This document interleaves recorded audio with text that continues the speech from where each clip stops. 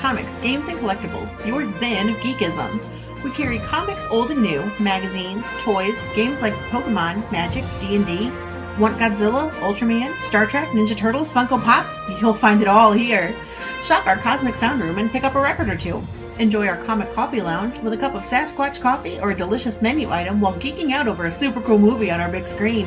Come by and say hello to Maui. Cosmic Comic, Games, and Collectibles. Superman loves us, and so will you. Yeah, you want the comic book.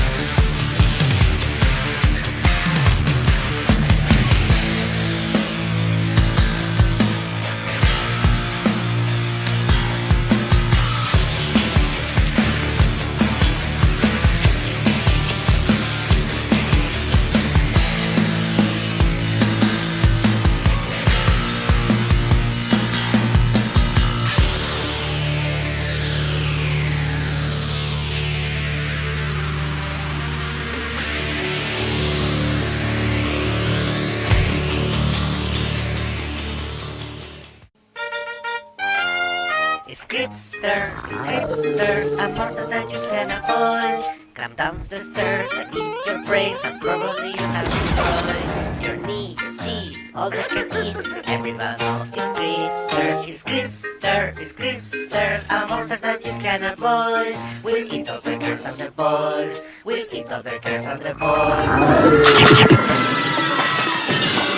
Buy Creepsters and help us make it the #1 comic in Australia and the world.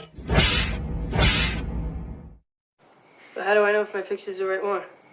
If come from inside you, always right on.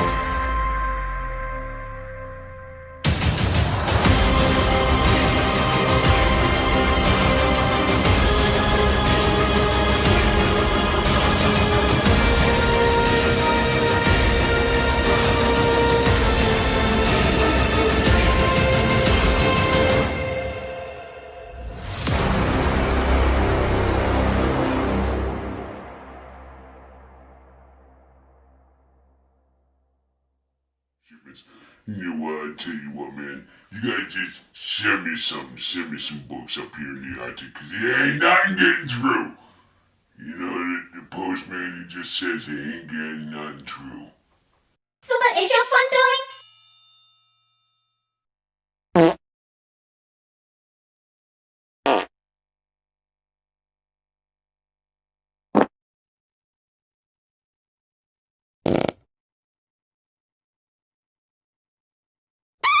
So what is your fun doing?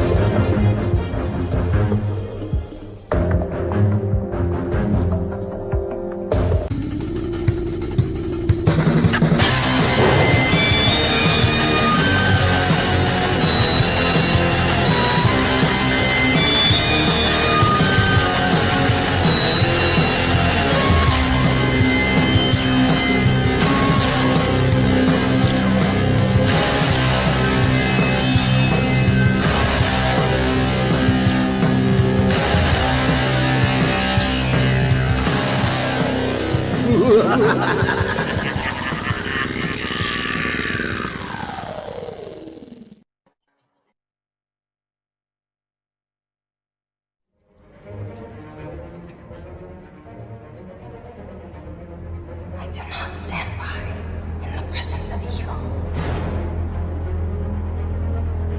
I do not stand by in the presence of evil. I'm bored. Hey, kid! Yeah?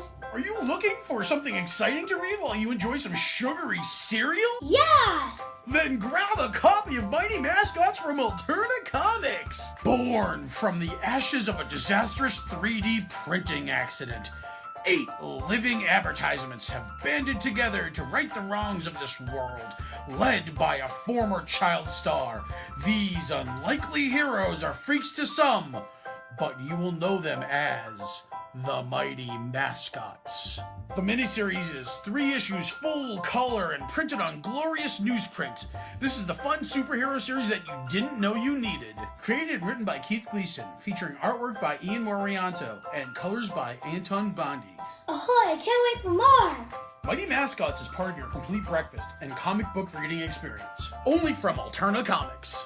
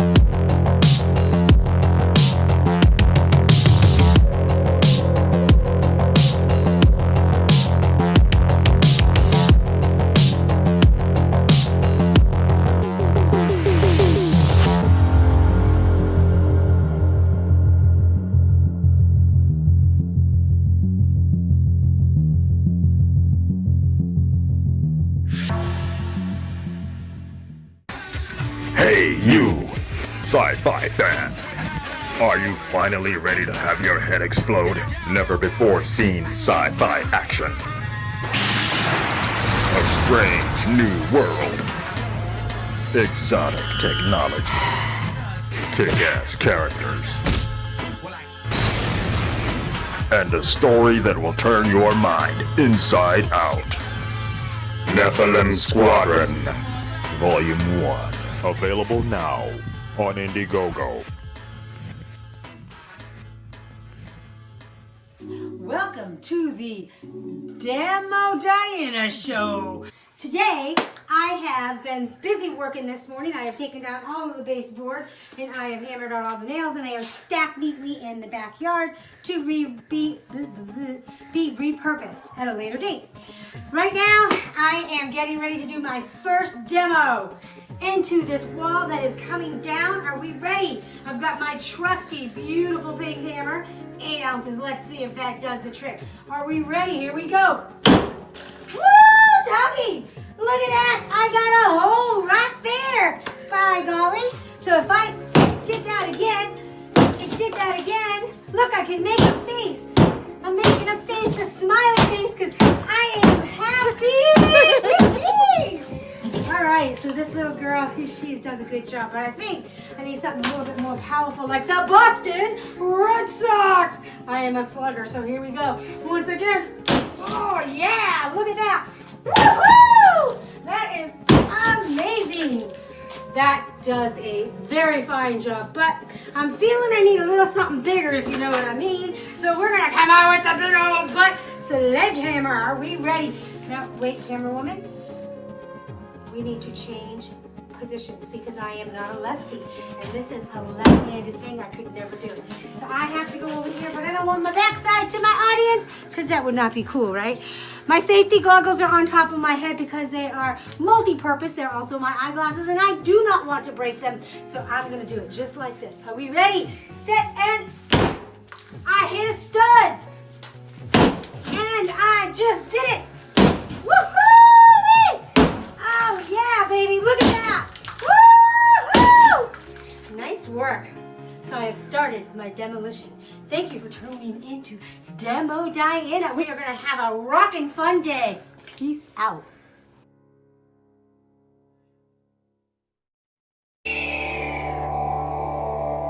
War is a topic of vital importance, a subject of inquiry that cannot be ignored. It is a matter of life and death. It can be a road to safety or to ruin. In an alternate version of our world, brought to the brink of total collapse, rival nations fight for global domination, and elite pilots in futuristic combat suits wage war on the battlefield of tomorrow. Now, 6 brave soldiers on a seemingly routine rescue mission will encounter more than they bargained for and uncover a dangerous secret that could change their world if they live long enough to see it.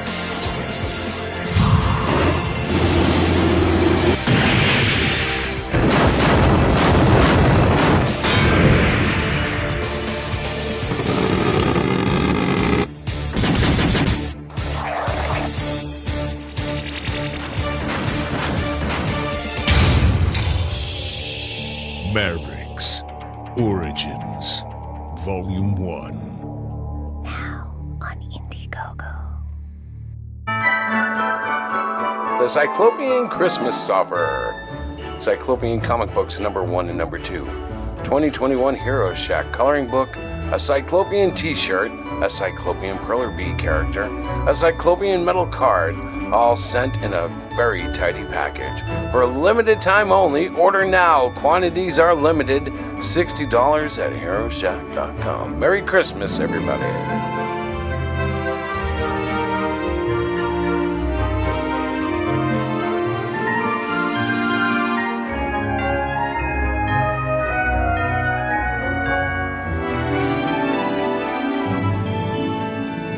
Hello, everybody! This is Soy Rage, and welcome to my campaign, Creepsters. While digging for buried treasure on Perdita Cove Beach, a 12-year-old Max discovers a mysterious creature named Chomper, whose friends will lead him to a world of danger, adventure, and heroism. When Chomper's siblings wreak havoc in Max's seaside town, only Max and his new friend can save his sister Emma and the town by combining forces to fight the sinister creepsters that wash up on the beach after an alien object splashes down on the ocean offshore. Creepsters is a loving tribute to the 1980s high concept, low budget comedy horror, a fast-paced story filled with romance, gore, fantasy, and a touch of science fiction that is a blood-soaked adventure which ultimately proves that family and friendship can overcome any obstacle. And be sure to order today on Indiegogo. Back Creepsters, coming to a town near you.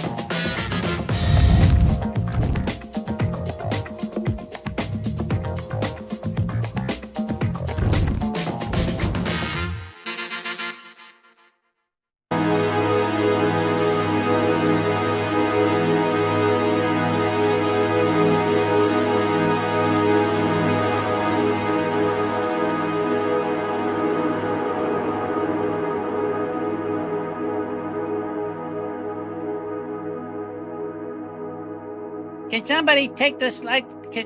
Where's the? Oh, are we on? We're on. Oh, we're on. We're on. Hey, it's me. It's Marmalade. And yeah, well, it's time for my show again. I'm gonna have to hire some new people to do the show from now on. That's why we're a little late. That's why it's a little weird.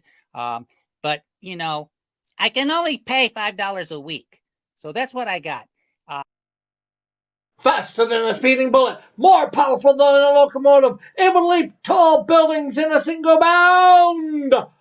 Look, it's a raven! No, it's a plane! Wait, this is the wrong hero. Oh well, it may be the wrong hero, but he does all that anyways. This is the Canadian Shield!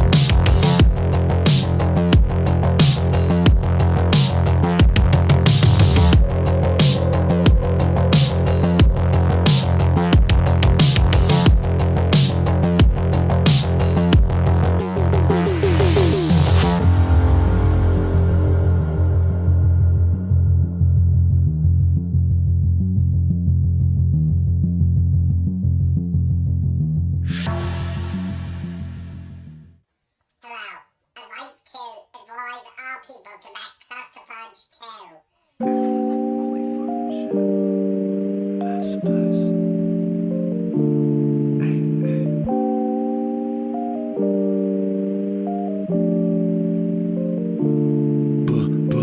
away, take my time on it, then I fade away. Saving grace, baby, hold me, only here to make it day. Make it say, oh my God, David, leave me breezy stay. We could do this for a while, maybe till the end of May.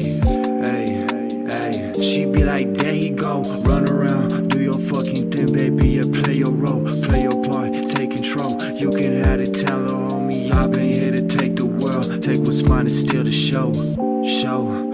Steal the show like I'm casting over. I'm a bad boy like Michael Jackson. You roll your dice, let's see what's happening. Roll, roll, roll, roll. So what you trying to do? I elevate, pull up and pull the cush out. Baby, let's celebrate, let's set a date, get a getaway. Smoke a little something and just medicate. It's been a day for what hell the hate. I'll explain, but you really don't know.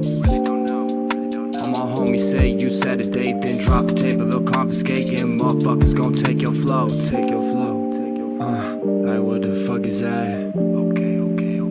Like what the fuck was that? Take your flow. Heard your shit is wax. Just got this shit, just got poured up the soda. Got this hit from North Dakota. I might have to sell my dreams for some greens down in Georgia. Place your order. I'm hoarding all the quarters. I ain't bending, cutting corners for any bit of exposure. I can't pull up on you. Won't put the beam up on you. That's a waste of steam to breathe all on you. Save it for the Reaper calling. Don't take my number. Save your soul. Save yourself. Save the world.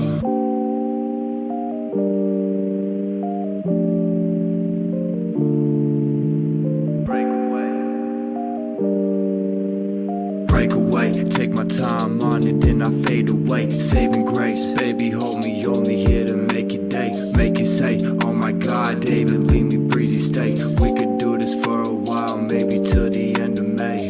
Hey, hey, she be like, there he go, run around, do your fucking thing, baby, yeah, play your role, play your part, take control. You can have it, tell her, homie, break away, take my time on it, then I fade away. Saving grace, baby, hold me, only here to make it day. Make it say, oh my God, David, leave me breezy stay. We could do this for a while, maybe till the end of days. Hey, hey, she be like, where he go?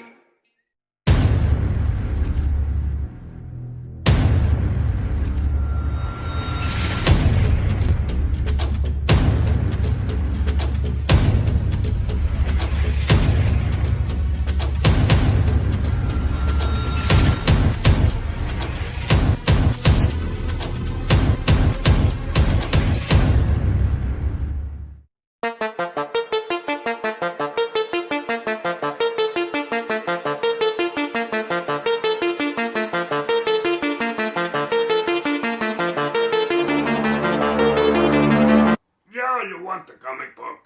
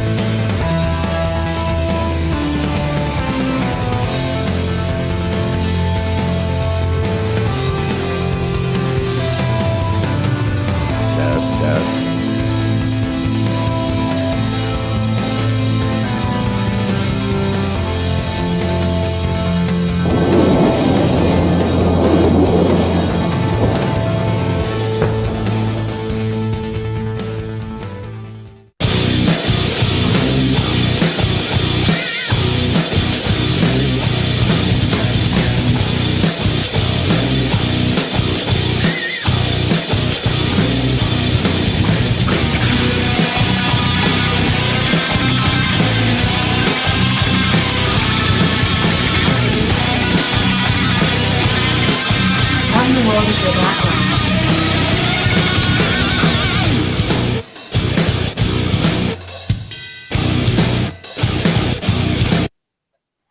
I'm so sorry, you guys. You had to see that.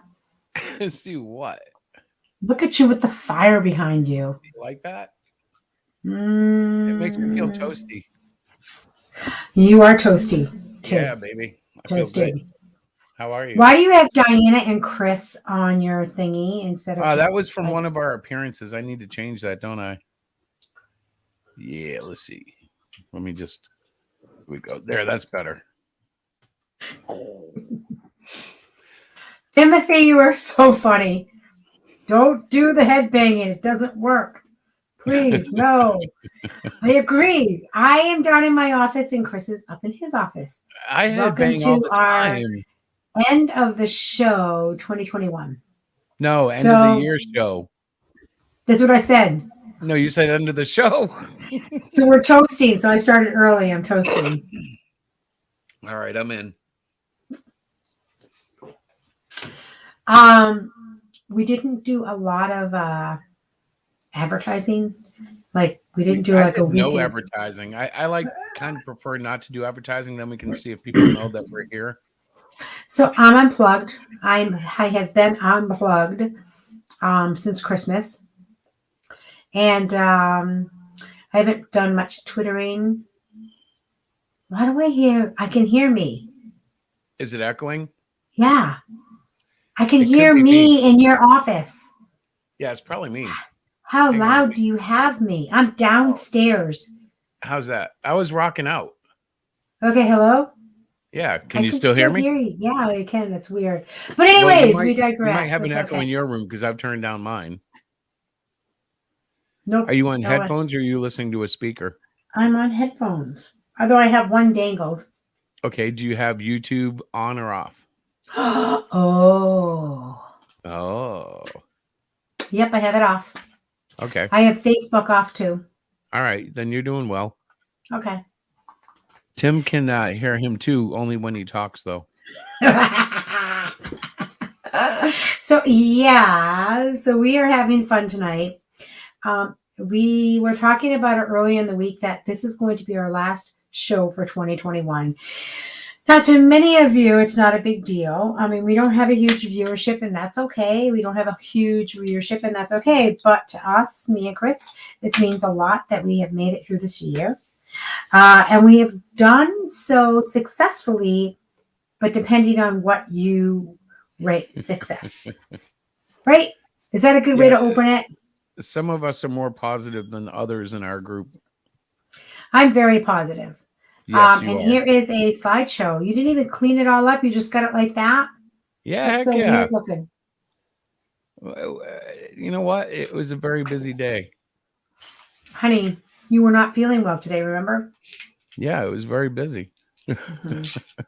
So this is the Hero Shack Press 2021 in review. Did you put music to it? No, I just. Oh figured we my could God, talk how through it. boring is that? I thought it was a video. No, heck no, it's not a video. I Guys, didn't have this time is to do a really video. bad. I'm so sorry. You looked You at better- this tonight at dinner. Yeah, but I showed thought you it was this. going to be put in like a video with music and stuff like you do for your intros. You want me to sing to it or something? God, no. So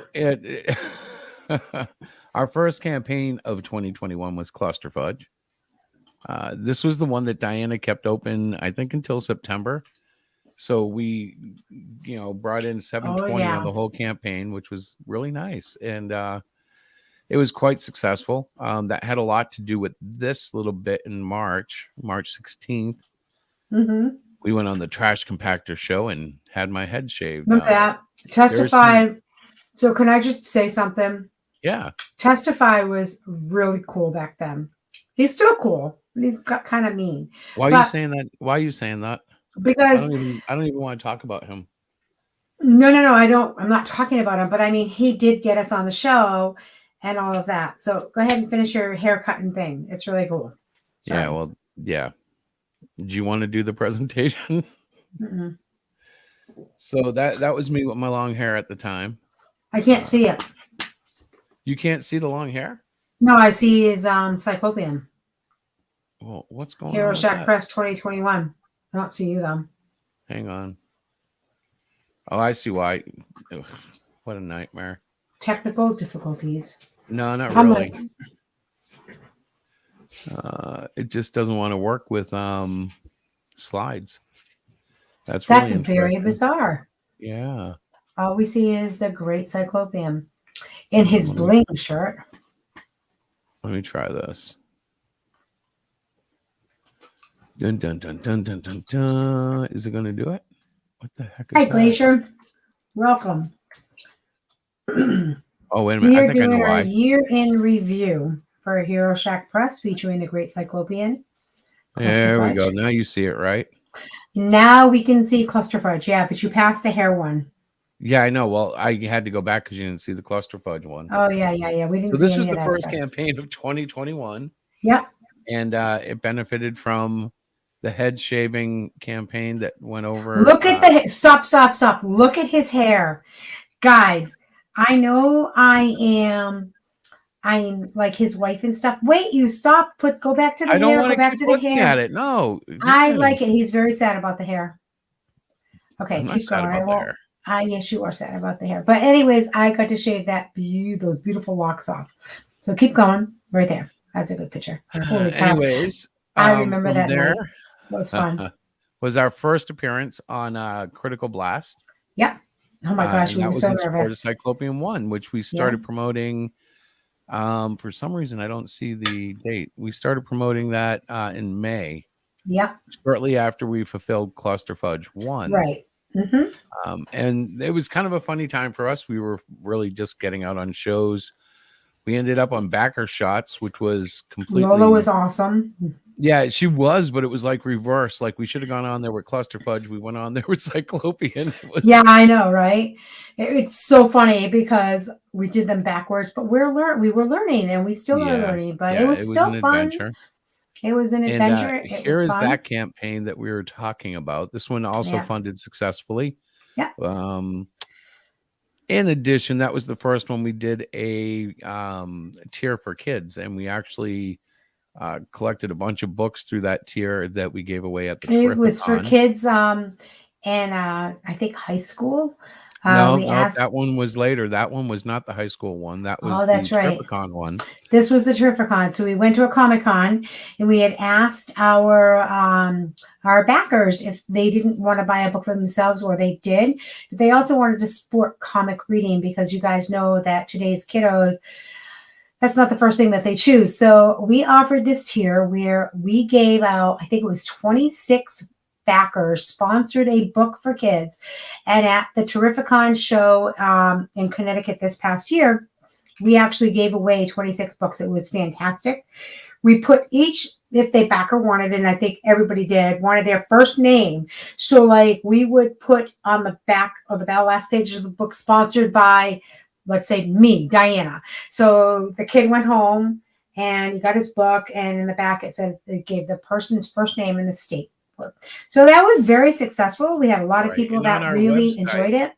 On our website, you can actually see the donor list back and forth by first name, which is kind of neat. Yeah. And that was at the Tripcom, which was a casino show, which I particularly loved. It was unreal. He liked it. From now on, casinos are the only way we're going to go, according to Christopher. Then we also made an appearance in August, at the end of August, on the Marmalade show, which was really neat. Marmalade is a show produced by Critical Blast. And if you can catch it, it's always fun. And for us, that was kind of a highlight. We really enjoyed it. Some people might laugh at being interviewed by a Muppet, but it was cool. It was fantastic. It was probably one of my favorite shows. Now, this is the one Diana was thinking about, the Wisconsin literacy class where we collected for books to send to a high school reading group. And that was fairly successful. That was part of this campaign, which was launched in August, delivered in September. I think that was how it went. My dates might be a hair off here and there. No. But I don't think so. I you're think right. this one was delivered by the end of September.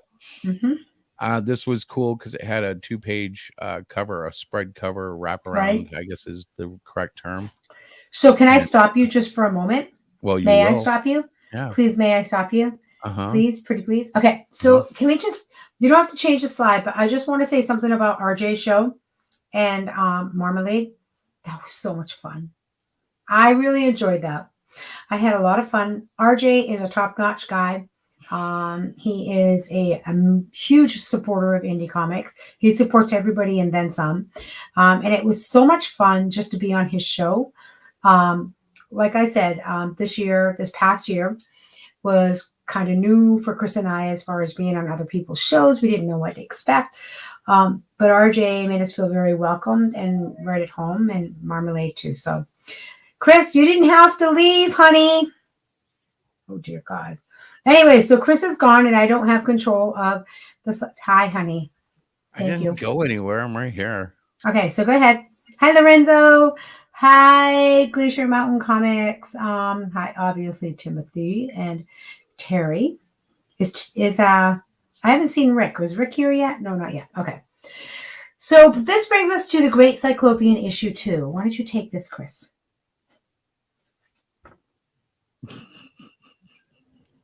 I already did 2. I was talking about 2. We funded. It was great. Wrap around cover, remember? Around that time, September 6th. Look at Chris's head. We made our first appearance on Comic Related Madness. Look at Chris's picture, guys. Look at what he's got coming out of his head. The richness, Rich Parada. Yeah, look at my hair. Ha, ha, ha, ha, ha. Look at your hair on the picture. You have 2 little antennas coming out of your head. Yes, I know I do, honey. And wings. Dear God. Okay, I'm serious. So this was another amazing show. I think this was the first show that we did with Pops. And yeah, I did say that. yeah, I know. We felt really, really welcomed. It was really cool to be in a show where the host focused on the actual guests. Chris, you can go ahead. I'm sorry. I'm sorry. You told me to be talkative. It's I'm your not turn. saying anything. You're fine. Go ahead. Where was I? Yeah, so that was our first appearance on Pop's show, right? Hello? Did I drop? Am I still live? You're still live. I just muted my mic so I wouldn't blurt out anything. No, that's more than fine. Don't do that. Okay. So then what's this about? Because it's your post, November 13th. This is the Kids Con. This Oh. was in November. It was our very first time at this show. We drove to Maine for this one. It was a great show. We met a lot of really nice people, a couple of independent artists like ourselves. And yeah, the thing that I thought was really funny is that we were set next to a Lego table. So there was a lot of traffic just kind of driven our way because of that. And it was a lot of fun to meet all the kiddos, as you can see. I think they had won a card. They I'm want not something sure. because you're giving it away, I can tell. Yeah. The slideshow is doing things on its own again. Oh my God. There we go. Okay. So let's flick that. And then we went October 17th to the Hawks and Reed Performing Arts Center for the Western Massachusetts Comic Show. Mm-hmm. And that was that's a unique show because it's on like 2 or 3 stories. I think the first year we went as customers, and it was 3 stories, and this year it was 2, probably due to COVID. But it was still an interesting layout and a cool show. This was October 18th when we gave up God Chat.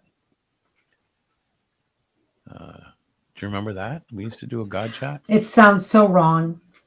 Well, it's just that the show really there were like 4 of us coming, and It sounds so wrong, though. We didn't give up God. no, we gave up the God Chat. That's what it says. It doesn't say. I know, but it's not that we don't talk about God. We talk about God all the time.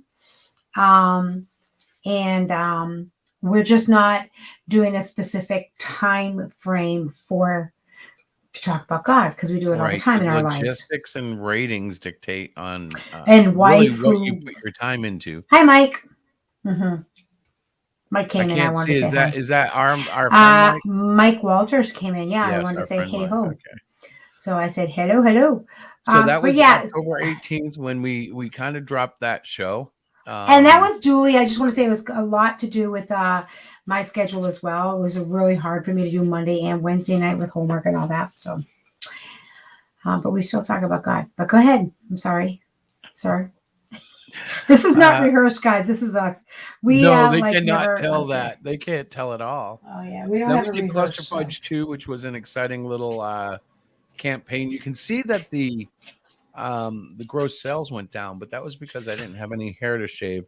Admittedly, Cluster Fudge 1 benefited from what I would call a gimmick fund. Well, yeah, And we had a I lot was of more than backers happy to do that, but you can only shave your head once every 3 to 4 years.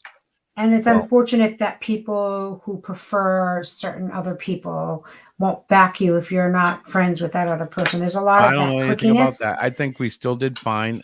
We did okay. We funded. I mean, Yes. our goal is to fund to get our books out to the readers and stuff like I just that. don't want So, to yeah. cry sour grapes because the hardest thing to We're do with a not. second edition. No, I Yeah. know, but I'm making sure it's clear. The hardest thing to do with a second issue is to keep that sales demand. That's why you'll notice the big two often redo comics and like have a lot of number ones because number ones Mhm. tend to sell better, but it's never been part of my repertoire. Then we did this one, Cyclopean, the Great Cyclopean 3. Yes. Woo. Which did just fund. It's delivering next month. Yeah. It's all in the works, the printer and all that jazz. For me, this was a challenge because in the season holiday, it didn't fund Yeah. quickly, and it did rely on a donation from an anonymous donor, so to speak. But Yep. we did get it funded. It's just that it, as a capitalistic human being, That's a good way to put it. I've got to find a way to make it either more profitable or put it on the back burner and find another way to bring attention to Hero Shack Comics. So may I But say we're something? still focused. Issue 4 is on the way. Yep. It's going to be better than this because the artwork, of course, is going to take a leap up. I think so. Diana, you've seen the first 6 pages that I've done so far. What do you think? I have seen the first 6 pages and they are quite good. But again, I'm very biased being your wife and loving your art. So obviously I think it's quite good. I think you're fleshing out the storyline. You're doing a bunch of different things, which is good. But I wanted to just go back to the Great Cyclopean 3, and it was really a tough, probably one of our tougher campaigns. And in hindsight, which is a great thing. And Oh, yeah. Okay, go on. Okay. So in hindsight, we did launch in the holiday season, which is really tough because I know myself, I wasn't online as much looking at indie comics. So I can only imagine, other people maybe in the same frame of night. Hey, Pops. But despite that, we did have somebody that stepped up and gave a significant donation. And it really is all about getting our book to our readers. Like my priority as like the quote unquote manager and somebody who helps Chris with all of this stuff is to build our readership and to build, just our company and like who is the Great Cyclopean. So I have undertaken a huge task of writing.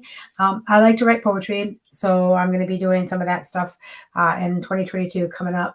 But I'm writing a poem about the Great Cyclopean. I was challenged by our friend Terry from Mighty Geek Studios, and I am working on that. I've got a couple of stanzas. I'm not sure if I like them or not. But You going haven't back shared to any with any of us yet. no, I don't. I don't need to Including your share it. husband. No, because I don't I want to do it until I want to share the final product, the one that I feel like this is it. So it takes me a while. I am not fast like my husband. I take a long time to create. But Hey, I wanted to Terry. really Hang on. Terry just said something I want to respond to. Mike Barron is now Comicsgate. I want to point out that through consultation with Diana, we established that we are also Comicsgate at Hero Shack Comics. Well, Which yeah, was I interesting mean, because I never really knew it was in doubt. We've talked before. I'm like, whatever, yeah, sure, but it was actually put forward a couple of weeks ago, or maybe it was a week ago, whether or not well, there's Comicsgate. the And it was thing, funny because Diana's response was like, well, of course. well, why wouldn't we be? Like, Right. okay, so here's the thing. I'm not a stupid person, but I lack some understanding in certain circles of thought. Comicsgate being one of them. But like I said, and this is not a plug for anything except that I have watched Ethan Van Sciver and his videos, and I think he's an intelligent, I think he's highly creative, he's super talented. So like, okay, so why But wouldn't I he's be? not, that he's not like all there is to Comicsgate, right? No, I know that, but he Okay. is probably the best known to me in my little world of understanding. I would say that he's number one in Comicsgate, Yeah. But like to identify him alone as Comicsgate, wow, it's a Right. wide spectrum of comic creators. So Some are not as nice as others, and they do have a bad rep in some areas, but the thing is, Comicsgate like, for us as a company has been nothing but great for us. right. But here we go. So Pops put this comment that said Mike Barron, who I know I am familiar with somewhat, but he said join Comicsgate. Like, I don't think that I'm joining something.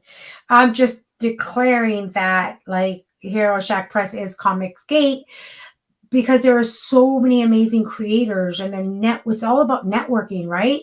Isn't Comicsgate all about networking? No, Comicsgate is more about taking a stand against the woke culture and making sure that comics stay fun and not political. Not saying that they can't have politics laced into their stories, because every good comic has all sorts of stuff laced into it. Right. But when you exchange good storytelling for identity politics, or you make your stories more propaganda than entertainment, that's, to me at least, what Comicsgate as a creator is all about. Now the fans have their own version, or not version, but their own the fans have their own guidelines, because they dictate what Comicsgate is. If they don't like your book, no matter what you believe in, they're not going to follow you. They're not going to, you know what I mean? It's a and basically, okay, I believe they're against the culture war that's taken over comics. Yes, my love. Oh, Christopher, you think so much. So, guys, that is Christopher's interpretation of. Okay, somebody help me here, because she has no idea what she's talking about. So, and I'm telling you, honey, that's Comicsgate. Okay. But to me, when I heard Comicsgate and I heard that somebody like EVS and other people that I have come across are doing, like, they kind of belong to, they have the like-mindedness of Comicsgate.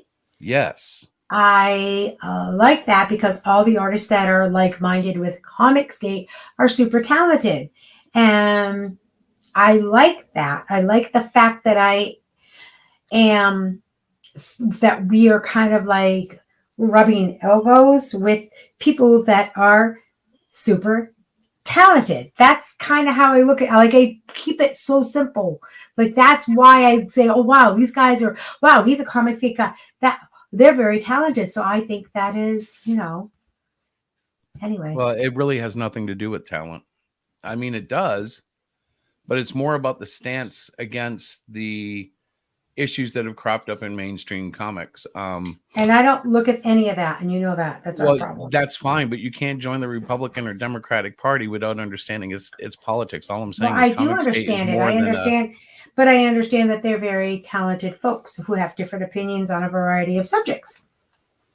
So, anyways, let's move on. Are we finished our slideshow? No. Yes. Yes, we are. Hello, Miss Rena. Yes, we are a CJ friendly show. We were just describing, Chris and I have two different perspectives on what. No, Diana, we really do need to talk, because there's only one perspective. It's Comicsgate, period. There's no we should open this up, because I think the other people who know Comicsgate should be talking a little bit about it. Because it really is more than just, oh, look, they're fancy artists and writers. It started up as a consumer like movement. Okay. Against the woke stuff that was going on in Marvel and DC, and Alrighty. what was happening to creators who weren't woke being shut out. And I think when Ethan joined was when creators became more of a focus. But before that, like, it was primarily a consumer movement, and it's evolved and changed a lot. But basically, the foundation of it is, we want to have heroes. We want to have stories that are plot driven, not identity politic driven, not propaganda, even though a lot of things can be called propaganda, Right. But I think we need to be careful to be clear about that, because it is a commitment to a lot more than just pretty drawings and talent. Wow. Yeah, It really it did start out as a consumer movement, as Chris was saying, against Marvel and DC because of all the politics that they were putting in that people didn't want. Then somebody said and Zach was one of the heads of it. Zach. Yeah, boy, Zach. Yeah, your boy Zach. Not that Diana knows who he is. But somebody said to him, "Oh, well, if you're all that in a box of chocolates, why don't you make yourself a comic? If you think you can do as good as us." And he went, "Hey, here I am." Comic. Hey, Lorenzo. Good evening, brother. Hey, good evening. And then EBS got involved in the movement, and I think he did popularize it. Yeah, that's definitely true. You're right about one of the things, because EBS, because Zach was involved before EBS, but they were friends for a long time. But EBS was working for DC, and I went even when he label Comicsgate. Even when he first started in Comicsgate, he wasn't creating except for DC. He was doing Green Lantern, I believe, at the time, and then. Oh, okay. So he even started calling himself. I didn't realize he called himself Comicsgate even back then, because I think at first he even did some tweets where he's like, "I'm not sure about this Comicsgate thing," and then it was just before he quit, was fired, whatever you want to call what happened to him. He was still, as far as I can remember, he was Comicsgate just before that, and shortly after he left DC, he decided to renew his old thing of Cyberfrog, and a lot of people. He did bring a lot of people in, like Mike, Doug, and then some of those people. Comicsgate with his Comicsgate live show. That was a big change for. I remember. I mean, I think there had probably been other live streams, but Comicsgate. The early Comicsgate show what I had seen from Comicsgate before was mainly videos, like review videos. There were guys though, like and I don't know if they consider themselves Comicsgate anymore, but there were some of these guys who were creating comics, like Tim Lim and I mean, like Tim Lim had that. Thump, the first 100 days, that Donald Trump parody book. That was like 2016, I think, when that was published, if not earlier. So there were guys creating comic books who were, against the woke stuff. But before, I don't think they considered themselves Comicsgate. Yeah, what your boy Zach and EBS did was they put the focus more on crowdfunding, even though there might have been Comicsgaters crowdfunding before then, because Comicsgate was around for a while before it actually. With EVS, the popularity of creators creating books in Comicsgate came. Before that, it was just the reviews and poo-poo on Marvel and DC or whoever was doing all the woke crud. Yeah, there was a lot of videos like that. I think Englentine and Nerd Wonder and of course Captain Cummings and Richard C. Meyer. They were doing they were doing lots of videos before what EBS started calling it Phase 2, which is where with the crowdfunding and stuff. Where the creators started getting a little bit more like involved. 6 figures and stuff. When on I books, first came into the too. scene, though, I thought of War Campaign and CG were the same, and I understand there's a lot of drama there. Yeah, but the to War be Campaign clear- came up. Those guys were that. Some of the guys in War Campaign were a part of CG from the get-go, but War Campaign itself formed later on. Yeah, Right. War Campaign would be like, saying a denomination of CG. Right, not the other way around. So, honey, I'm not trying to stir stuff. I just want you to know more about what Comicsgate actually is, because it's much more than just like making good-looking books or quality books. It's kind of like, to me, it's kind of like committing to making the quality books that I grew up with. That kind of Well, there's a little bit. I was going to just say this. I just thought of this part. There is a little bit more to it. You do part of the CG thing is creating good books and all that, and not shitting on your fans when they don't like what you're doing or Right. whatever. Because it wasn't What's the that idea? it wasn't that Marvel and DC were just creating this woke shit in their comics. Yeah. The fans complained, and they told their fans to go to hell. I mean, that That's does happen. true. No, Okay. to be fair, that does happen in CG with some of the creators not actually living. I won't say any of them by name, but sometimes there are people who call themselves CG, and they don't always practice what they preach. But ideally, the original value of CG was what you're saying. Right. And maybe we should get Diana. May I say something? Gentlemen, may I say something, please? It's something Maybe. I'm going to say something really swift, really, really quick. You all have proved my point beautifully, and I thank you. I thank you for that, because the whole reason one should claim Comicsgate is because of the network. The network that this group of people have. Yes, everything you said may be true or not true, but I'm not looking at that. I'm looking at a way for my company, Hero Shack Press, to gain notoriety, to gain acceptance, to gain advice, maybe some good critiques of our work. And from what I have seen, Comicsgate is a pretty viable way to do it. So yes, they have all of that under their belt. Chris they is do. having another flare up. They do. They have. Yeah, he's there shaking his is a head. network now. There is a CG network. But that's the point. Is listen. The point is that I look at it as a whole. I don't have all the historical stuff that you guys do, but I look at, like I said, I've watched EVS. I've watched.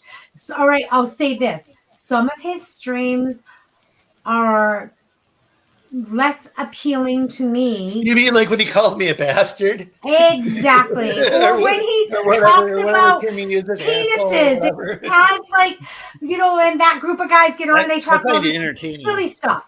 But there are times when I've watched his videos and they're like, he makes sense. It's good. It's good stuff.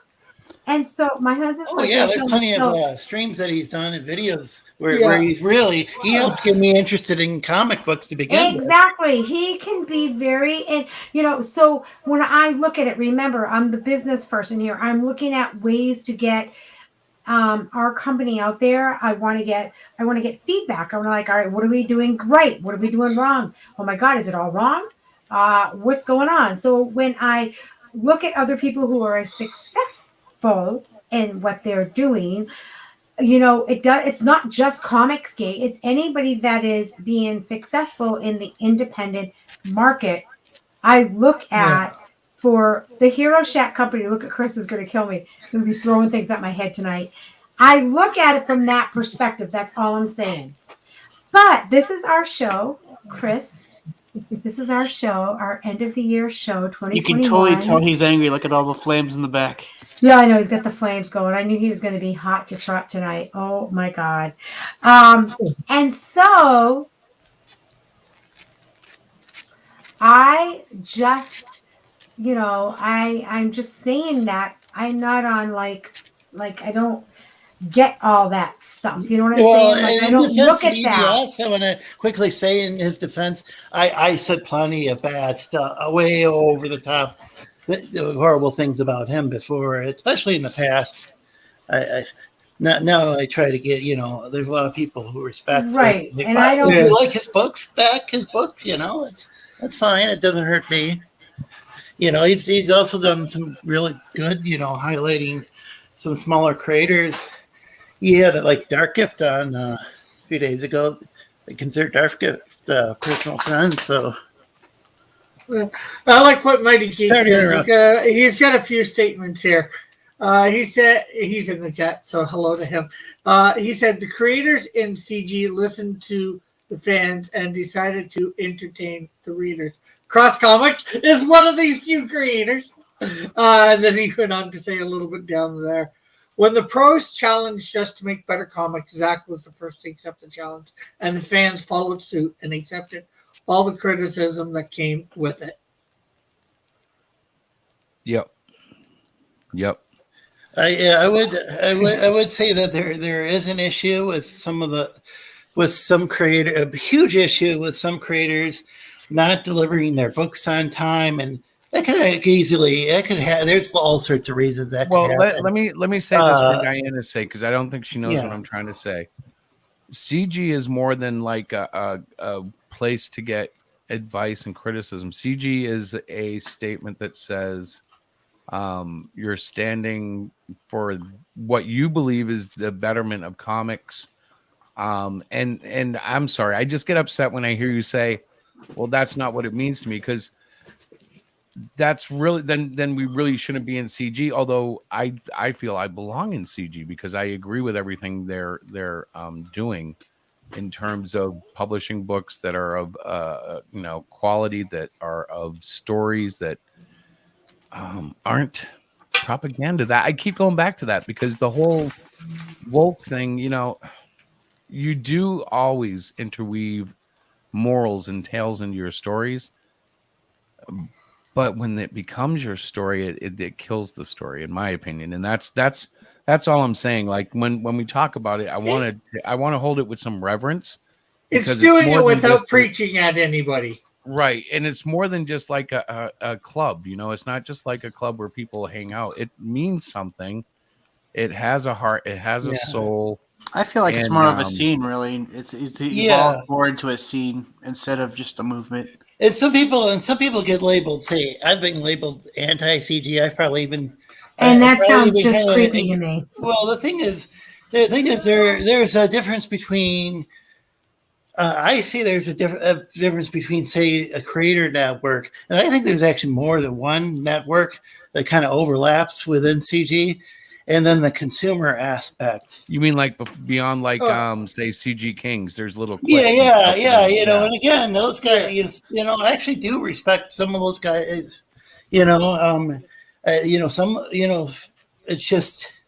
It's just I think there's a lot of these smaller channels that I may, and those are the ones that I mainly pay attention to. Like I'll watch RT Bear's shows occasionally. I like I gotta admit, I like RT the guy. was one It's of my just- favorites when I was younger. I remember his art, and I remember liking his stuff. And it's kind of funny to see him in CG now, because when I knew his artwork, it was Who's all that? Marvel. Art. Yeah, Art. Bear. Yep. CG now? Oh yeah. Oh Yeah, yeah, he's been been for a on while. Ethan's show I'm pretty sure he uses the label too. Oh yeah, totally. Yeah. Because there's he's some people totally- go on Ethan's show who don't actually use the label.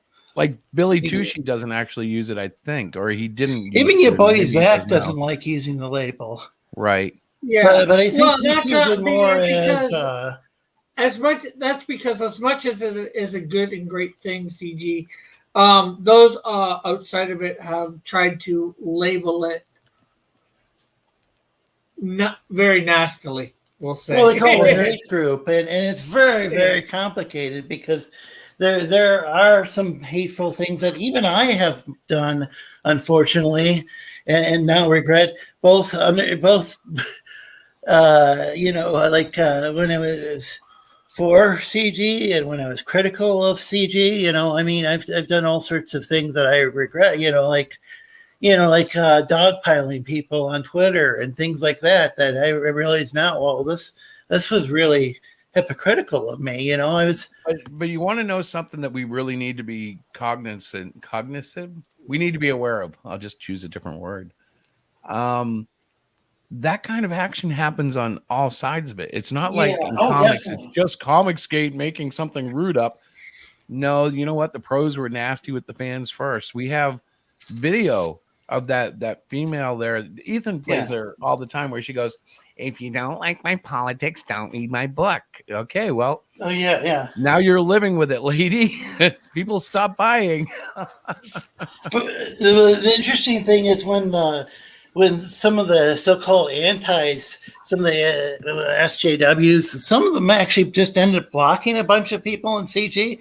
And then, there were a bunch of people in CG who ended up turning against each other because some within CG, I don't think it's necessary for CG to always have enemies, but sometimes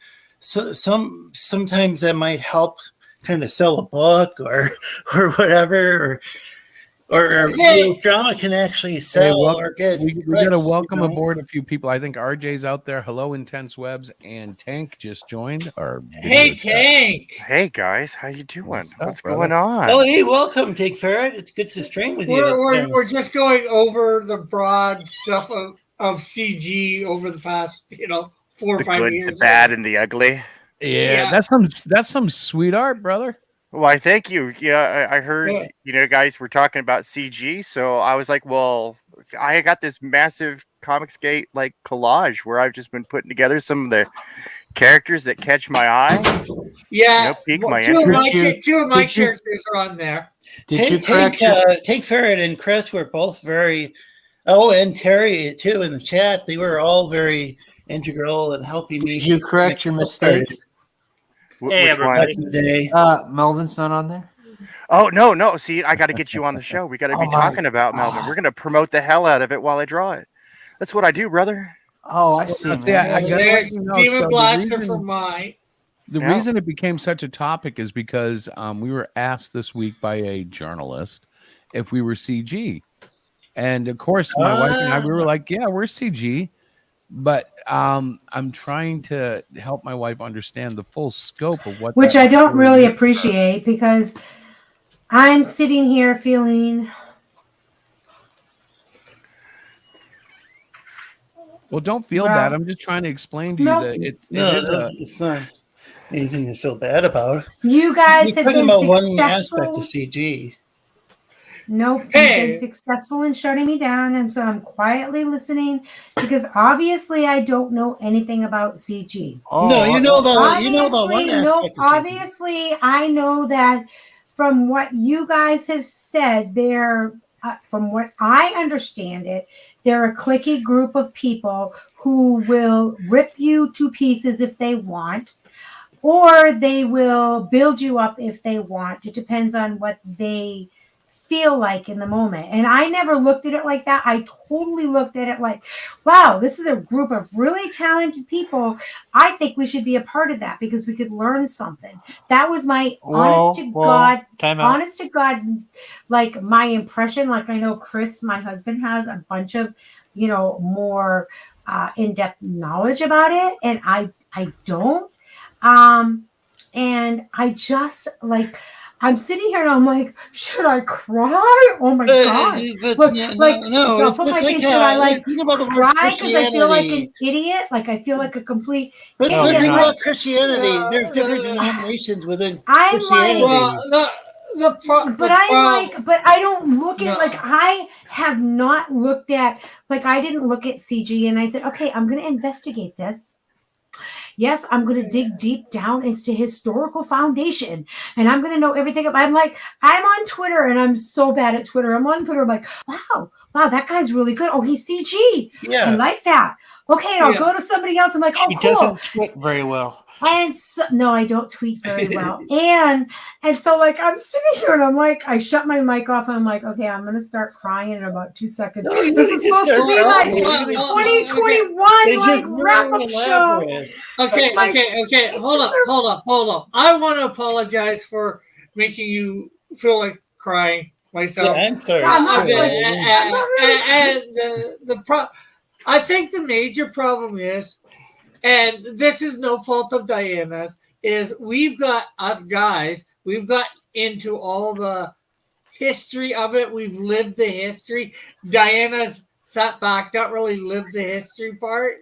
So she just sees one aspect of it. And it's just like a lot of things. There's lots of aspects to everything. And just so you guys know, like my whole like I live my life. I really do live my life. I see the best in everybody. It's a terrible thing because I do see the best in everybody, even if it's like this tiny little bit. I'm like, but look at that little sparkle. Like I've always been like that. Yeah. So when I look and I hear you guys talk, I'm like, oh, Chris is gonna kill me because I'm like, what the comics? They're really cool. No. Let And me. you guys- Unfortunately, Diana, this is just like our information of comics. You've come into comics, like yesterday, and we've been living comics for all our lives. Well, that is a good point. That is a Diana, good point. I got to be clear about something. I'm What's not that? trying to upset you. What I'm trying to make clear is a dedication, in my opinion, to Comicsgate is much more serious than like a social club. To me, Yeah. it's really saying I want to care for my customers. I want to make the best comics I can, and I want to write the best stories I can on a certain higher level than just making books. But And- honey, and that's I what don't you want do to think- anyways. and I know. and you Regardless do if we too. do Comicsgate or not, Tim's gonna talk. Regardless I know, if but we I'm do just saying I don't Comicsgate or want you to not. make it sound so light, like it's just a popularity thing. Because I'm so sorry if I did that. If I I offended didn't anybody in think we did. Comicsgate, I'm sorry. Yeah. All right, you guys, Tim has to talk. The poor guy is given the sign. Tim, what do you want to say? No, he's Come on. making the Tim symbol. He's saying, I am Tim. I am Tim. No. You're muted, Tim. I thought he Tim, was you're muted. stuttering. I thought he was stuttering. Stop, you guys. Oh my gosh. Okay, everybody We're shut all- your mouths for a sec. No. Except for you. Never mind. I think it's fair on the stick up for Diana. If that's what she thinks Comicsgate is, I mean, because I look at Comicsgate as kind of like, it went from a consumer movement to being kind of a scene, a group of people, just you're not really making a statement. You're just making a comic book. You're making a real good comic book. Hopefully.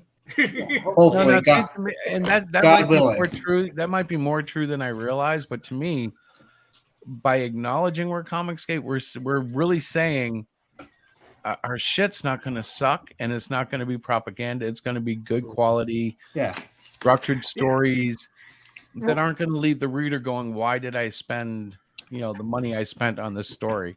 Well, when I hear somebody like, say, I hear somebody say that they're Comicsgate, I hear, look, I'm not going to bother you with my personal opinion in your entertainment, and I am going to damn well put my best effort forward in entertaining you.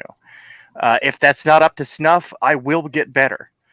I appreciate your support in helping me grow. I see a lot of new artists, writers, creators, people who never thought that they could ever do comics come into CG and just start knocking it out. And is it all ready for prime time? No, it's not. But like, that they didn't half-ass anything. Like, this is their best. And I absolutely love it. It has heart, and heart, in my opinion, that really does count for a lot. Because that's something that the big comics don't have. Even like the licensed properties that used to be cool productions that were well thought through. They try to adhere to canon. Looking at you, Dark Horse IDW. They're trash now.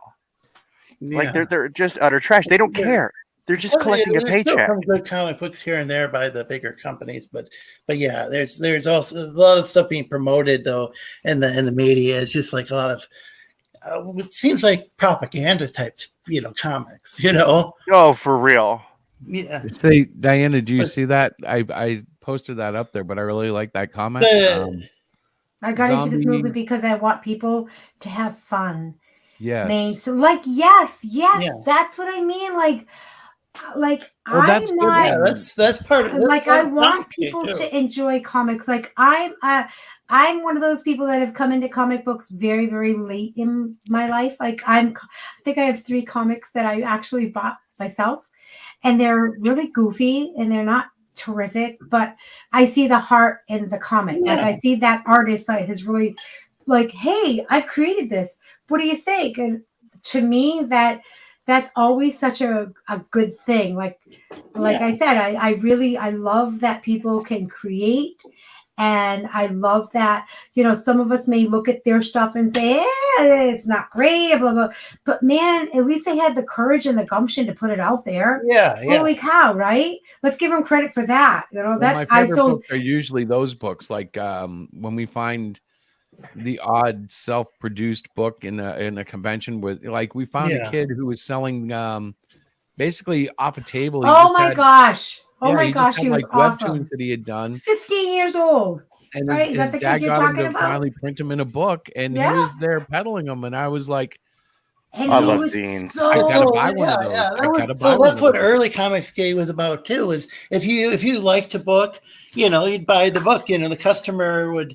It was about the customer making their own decisions, and it's like with Christianity. There's a lot of people done things in the name of Jesus that weren't too nice, and there's been a lot of people done wonderful things because of So it's like with Christianity or any number of things where there can be different. Like different scenes or different sects or whatever, and there can be individuals who are doing good things and individuals who aren't really living up to the idea, ideals.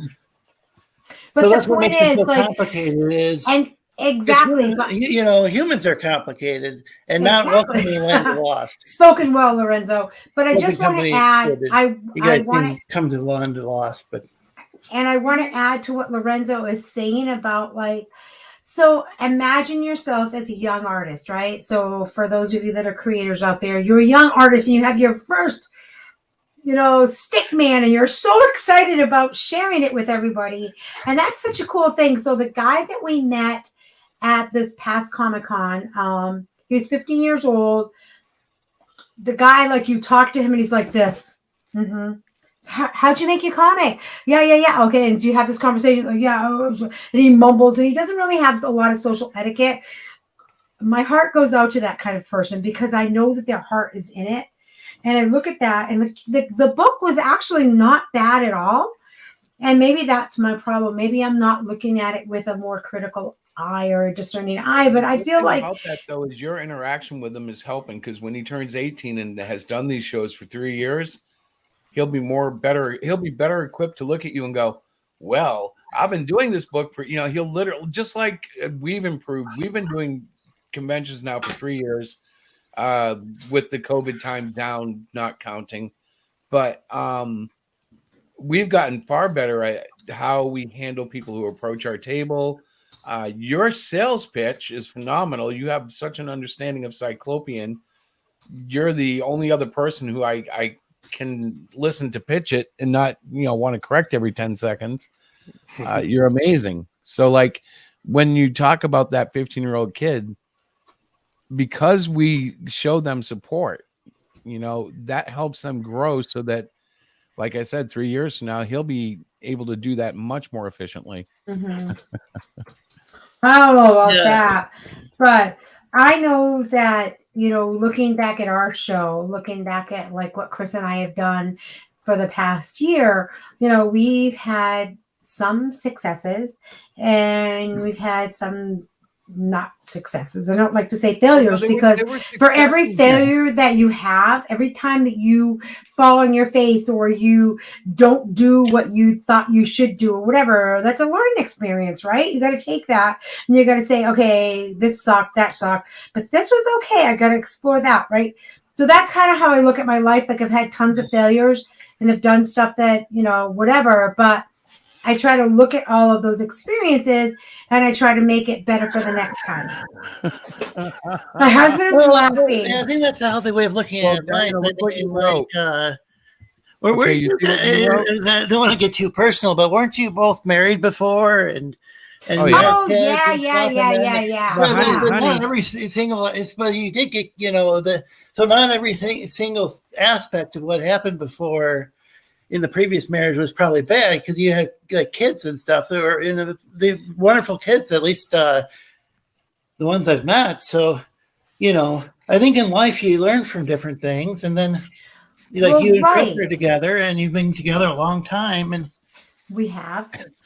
I don't know if I said made yeah, but we haven't been together very this month. long time. Diane, have you picked up on the joke I'm trying to get going to you yet? No. So you said I have big plans for 2022. I know. It was a typo. I'm trying to talk and yes. type at Well, the same Intense time. website It's a whole said thing. that's a long way away. Well, I sure hope I didn't offend either of you. I hope you guys know what I'm getting at. Like, yes, there's I things think. that can happen in your past, and maybe maybe things don't go in life exactly how you want, but maybe it can be a learning experience. And Well, yeah, exactly. That's future, what I'm saying, Lorenzo. Yeah. Not so much on relationships or just. I think we all have that, right? Yeah, Everybody in the world has experiences, so you could either like when you look at your failures, you could let them swallow you up. You could let them, bring you really down.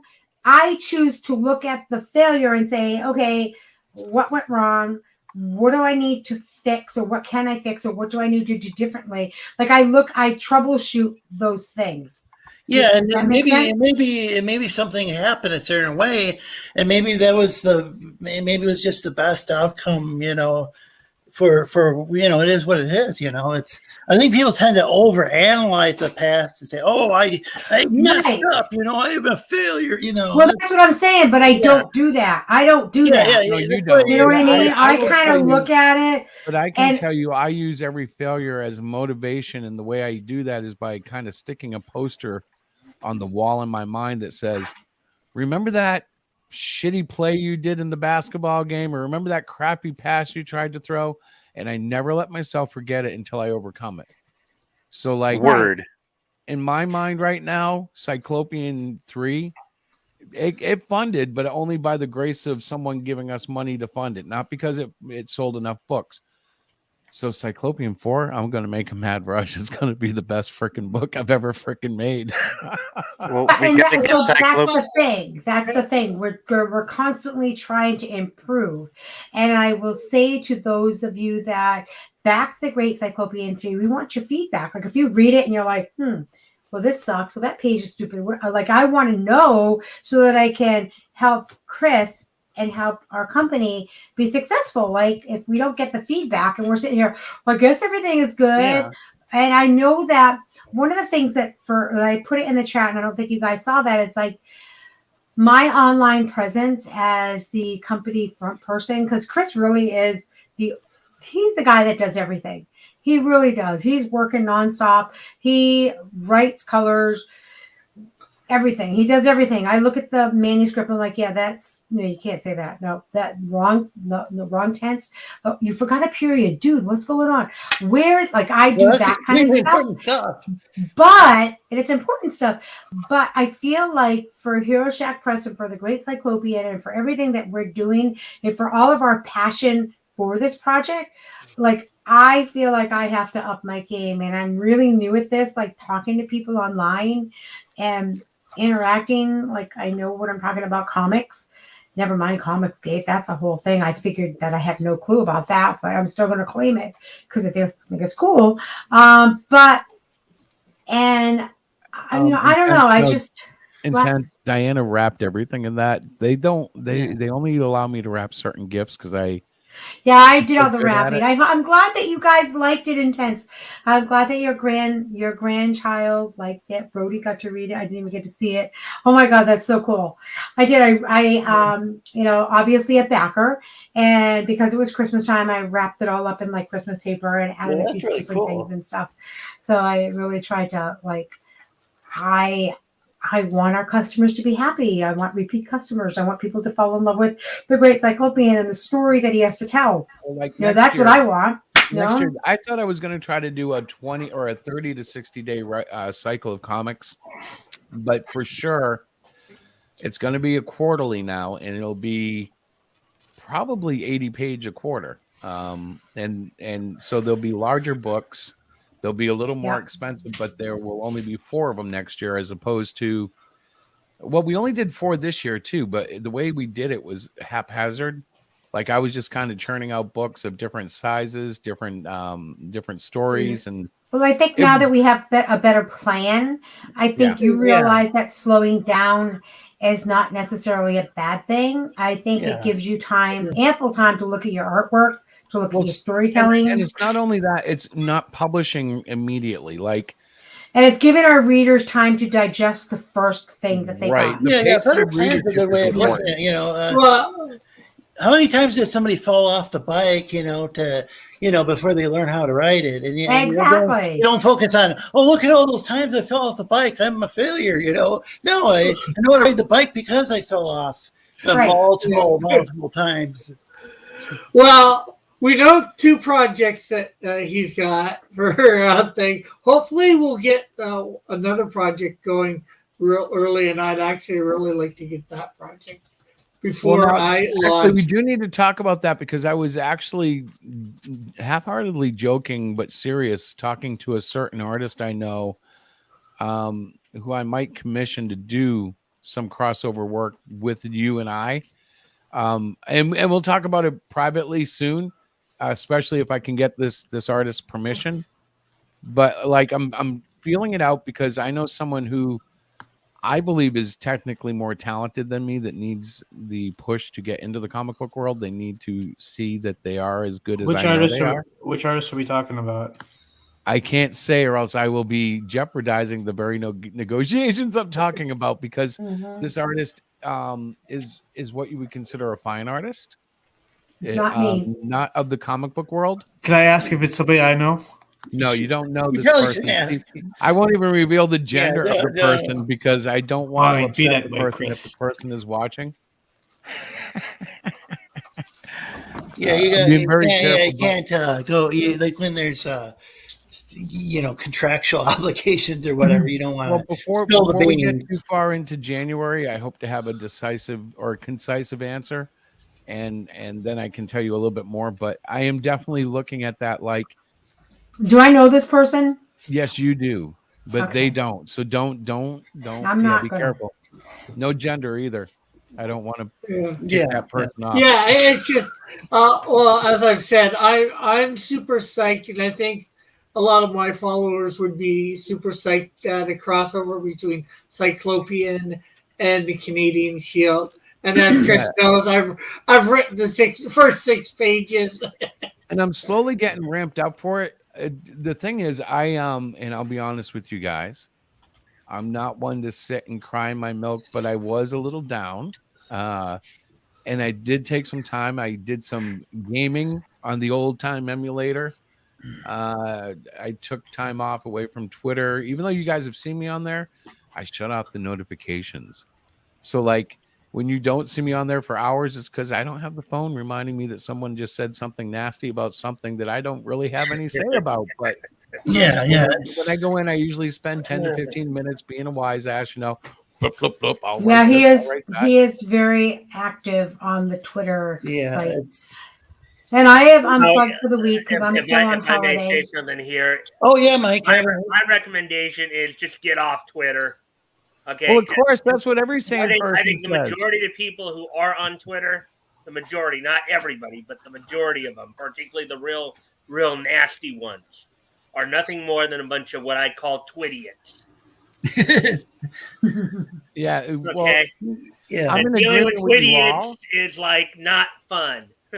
I call I'm in them agreement with twats. you all. So most of the people who do come to my stream, though, do come from my Twitter page. So Yep. I'd say it's good for keeping people updated if you can handle it. If one can handle it, and just use it to keep people updated. I want my show starting at such and such time.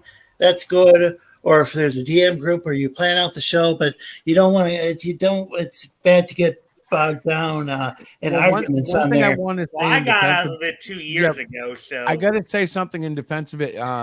In one sense, and Diana may or may not be able to testify to this, but Twitter does take up some of my aggression in terms of wanting intellectual debate.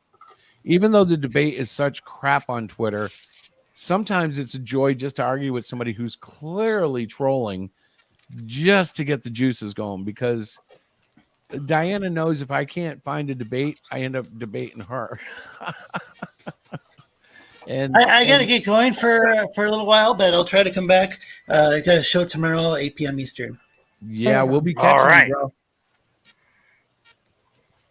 But in terms of like for me, a little bit of Twitter a day helps keep me kind of cool. I used to do it on Facebook, but now I have too many people that I work with that are on Facebook that we're friends with. So so I don't tend to spout off on Facebook, but Well, I think you've noticed that I do nothing but send out links for the sign up page.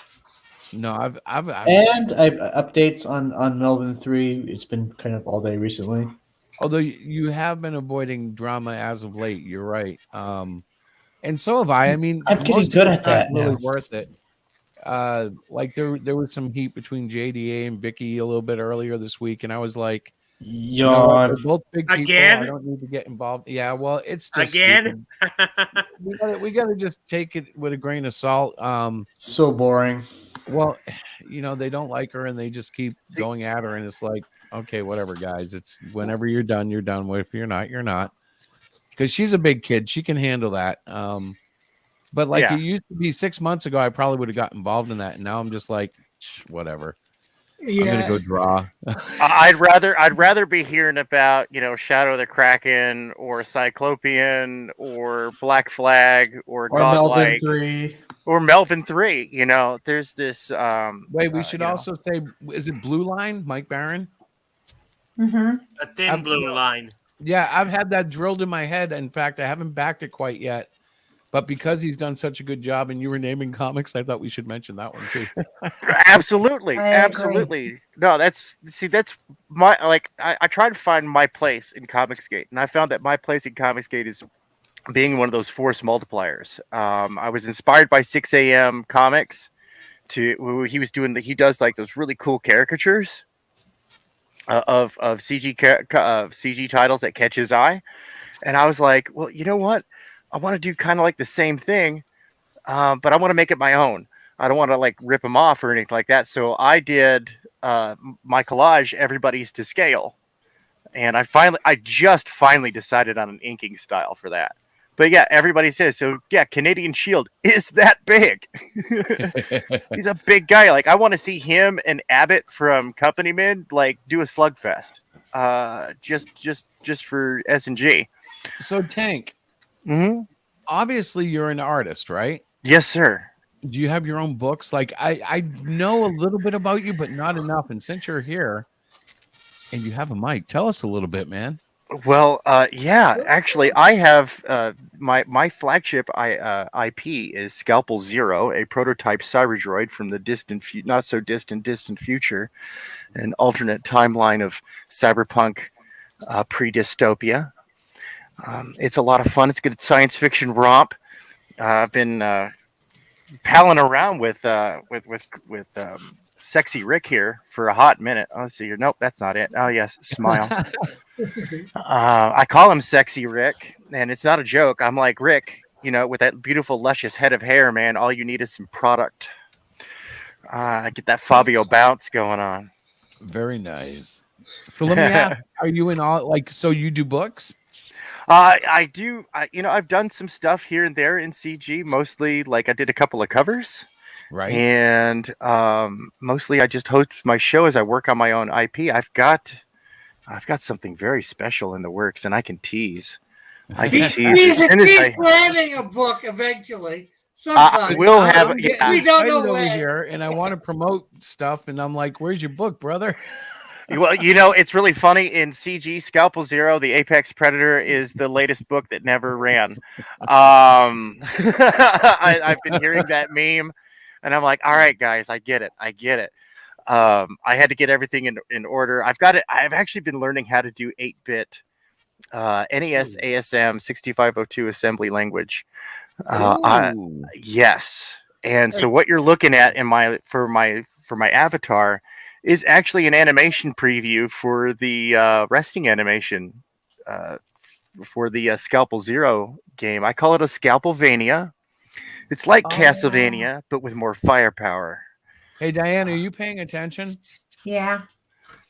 So, Tank, not to jump into your cloud Go or ahead. anything, but I've been looking for a way to create an 8-bit styled game for Cyclopean. So, like, if I have questions, I might. I am opening a portal to this. Yes. Yeah, Brain that'd be Cage. so awesome. I'm the senior VP at Brain Cage Multimedia. We're just a brand new, tiny little startup. Our bark is currently bigger than our bite, but not for long. We're sharp in the teeth. We got a platinum plated Ferengi tooth sharpener. Oh, we got it for a great deal too. Some kid. I have a quick question for you, Tank. Weren't you recently on RJ's channel? Critical Blast? Yeah. No, I've known RJ for a while, and I don't think I've ever been on his show. Oh, I thought you were on like the other day or something like that. I know I was on live with you somewhere. I've been running around just trying to be friendly. Yeah, you're welcome on the Sleestackians, by the way, 8 p.m. Eastern on Thursdays, which tomorrow. All right. That's that. I see. And Lorenzo, you're an awesome guy, man. I've known you for a long time. Awesome. You helped me get started. You and Rick and Terry. Oh, okay. And Manny and. That's probably where I remember seeing you then. What the heck is with that thing in the middle? And I know they're 8-bit resting animation, Tim. That's an 8-bit resting animation. That's like what Mortal Kombat would look like in 8 bits. Yeah. Actually, I've seen that. I have an emulated game from Japan for the Sega 8-bit system that has Mortal Kombat on it. Yeah. It probably looks terrible. The Tank Pop. It does. I'll stream it You and I were on his stream the other night. Okay. Remember we had that whole big discussion about like knee door better standard and all that. Which channel is that? Sorry to interrupt. And Is Tanks that the was open on mic Vix on the other Critical day. Blast? Oh, okay. Yeah. So you didn't. I showed a page for Melvin #3, the new one, and feedback. I thought it was looking good. Who's doing that art, by the way? Sid. Wow. People have compared Has it. gotten a little better or something? I don't know. I He's- actually feel like the art is upgraded from. He did the first one before Vic. No, right? no, that's Sherwin. Sherwin's, Okay, no offense to Sherwin, I like this one a little bit more. This latest stuff. Yeah, well, I mean, Sherwin's going to be doing the web comic because I think his art's more suited for a web comic than it is for an actual book. Yeah, web comics and books are just something. There's just something different about what works with one and what works with the other. And I wouldn't have to get the art the resolution fixed because screens will automatically make everything look better, and you don't have to blow it up. You can actually there's a certain size that you have to have the drawing at. Is this webcomic going to be more like a comic strip, or? Well, the Melvin webcomic is going to kind of fill in the gaps in the universe, kind of explain some things. I basically just took. Is the page layout going to be more like a comic strip, or is it going to be like a comic book page? It's going to be like a comic book page. Okay, huh? Well, this should be interesting. I basically just took Melvin half and decided to make it into a webcomic. Yeah. Interesting. I don't know. And I haven't I put spoken up with my page- manager about webcomics. I put up page 10 on my I thing. have. I've got to ink it. I Cool. created a webcomics account for me. I don't think Chris is going to use it, but I plan to use it. Sorry, I heard webcomics, so I figured it. Interesting. I'll definitely. That looks really cool. Check that out. Well, right Yeah, now, that's though, good. on HeroShack.com, we do have free PDF comics from 2019 and 2020. that are you can buy them as books, but we have the PDFs. Damn. There for Oh, that's free. really cool. Look at that wire. Wow. That is this is Isn't wire, that bro. butt That's not what I'm up looking a at. little too? Isn't that butt up a little too high for those lasers? well. You see, this was fan service. The fans demanded they wanted some saucy Scalpel Zero, so I gave them some saucy Scalpel It's kind Zero. of funny how you bring up that fan service because I know that RJ had Kara Nicole on earlier tonight. Oh, cool. Yeah. See, normally, she's not your cheesecakey kind of character here. This is your rough and tumble. If you like, Ellen Ripley or Armitage or Makoto Kusanagi type characters, your strong women It characters. seems like I've been waiting for like a year or two, and I didn't like. It seemed like there was a lot of stuff going on, maybe like in your life, where I didn't know what was happening with Scalpel Zero, and now Yeah. there's a comeback. You seem to be making a huge comeback. Yes, sir. Well, I did have to just take a moment and get life in order. I do have 30,563 children. That's quite a few. Oh boy. I have 6. I have 6 kids, so it's I have heavy duty responsibilities and branching out. I hope this isn't like doxing or whatever, but didn't you move across, move to some different place too? Oh yeah, no, I think you said that publicly. Yeah. Oh, okay, that was a long It's time only ago. doxing if you give specific information. Yeah, I have no clue. I can't even remember.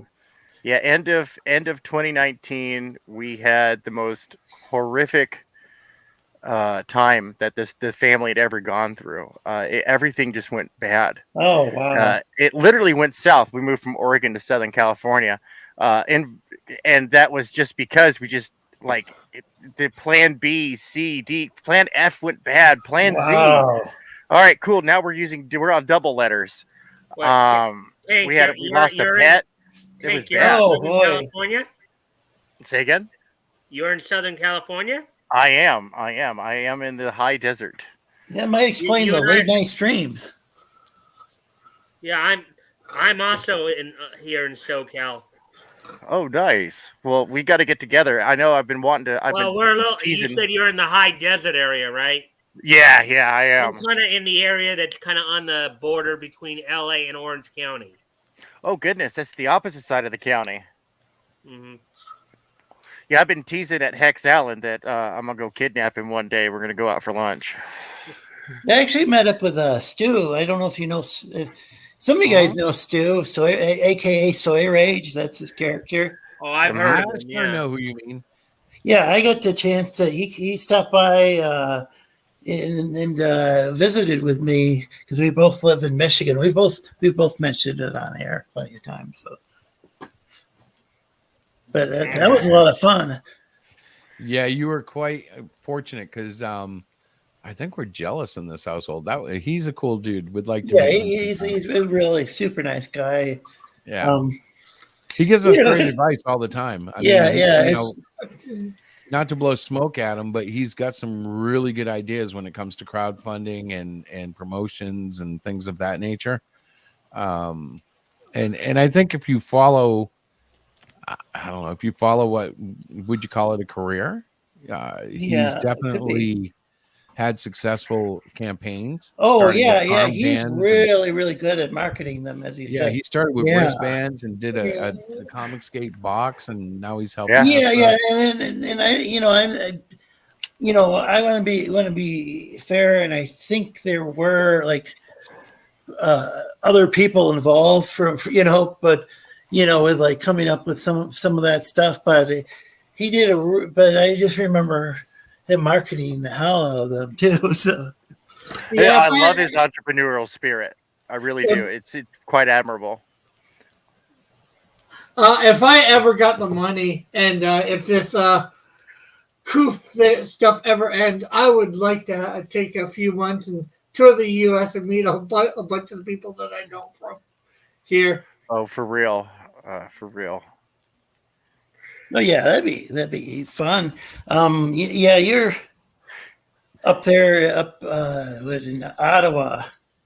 No, I'm not near. Right? I'm near Toronto.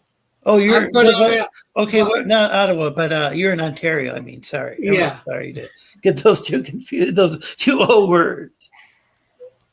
Yeah. But yeah, No, I'm up here in China. China. Yeah, I've heard some interesting things. I've heard that there's a lot of Chinese people who've moved up to certain. Was it Vancouver or where there's or is it a lot of places in Canada? Yeah. I heard the demographics are kind of changing. Like, yeah, I heard like you can go to like a city like Toronto and there's like people from around the world. Oh yeah, I think Toronto's almost always been like that. It's been a multicultural whatever there. Oh, I guess that's the way with some of our big cities. Like, I mean, here we got like New York City, and that's like probably everybody from. I mean, I don't know if there's any country that's not that doesn't have somebody from that country in New York City. You know, probably all our major cities would probably be like that. Vancouver, yeah, Montreal, and Toronto. I probably I have a question. Canada, but I just would, but I would like to. I think it would be probably more. Guys, Toronto might be better for me than say New York City. I have a pressing question. Yeah. Terry's asking Rick to explain Sugar Lightspeed. She is a character that is defunct because the author and creator is no longer available to do anything. Yeah. Oh no. Turns out he was a major creep. Oh. Yeah. I had no idea. I'm like, okay, I have to. When you actually stop and actually think in retrospect, it's like, yeah, all the signs were there. I mean, the character itself. Come on. I don't know. Characters are funny because I like will run with bad ones sometimes. Back in 2019, I was pushing a guy called 55, and he was just like a super powered linebacker from a football team who got kicked out for having healing abilities. And it was really stupid, but I thought it was funny, and nobody got the joke. I drew him in like 3 stories, and yeah, I had to stop. I was like, yeah, this one's not any good. Are you mentioning? Okay, it doesn't sound very iconic, but it definitely could be a bit character. Yeah, I could later on maybe, but yeah, he didn't fly at all. And But so he was an athlete, but then he could instantly heal. Well, what was happening was his career was extended much like Tom Brady's. And he was actually visibly seen on video breaking his leg, much like Joe Theismann did. And then he was seen dancing out in public like later that night. And they put 2 and 2 together and figured out, oh, you're cheating because you can heal. That's why you're always, at your best, playing physically, almost invincible. For 20 years of his career. That would take all the fun out of sports if there was. Well, he'd be like accused of cheating, which is kind of what happened. So he had to turn around and get a PR agent to turn his public image around because everybody thought he was a cheater and unfair. And Who are you talking about? How is remember? How is having a good healing factor cheating?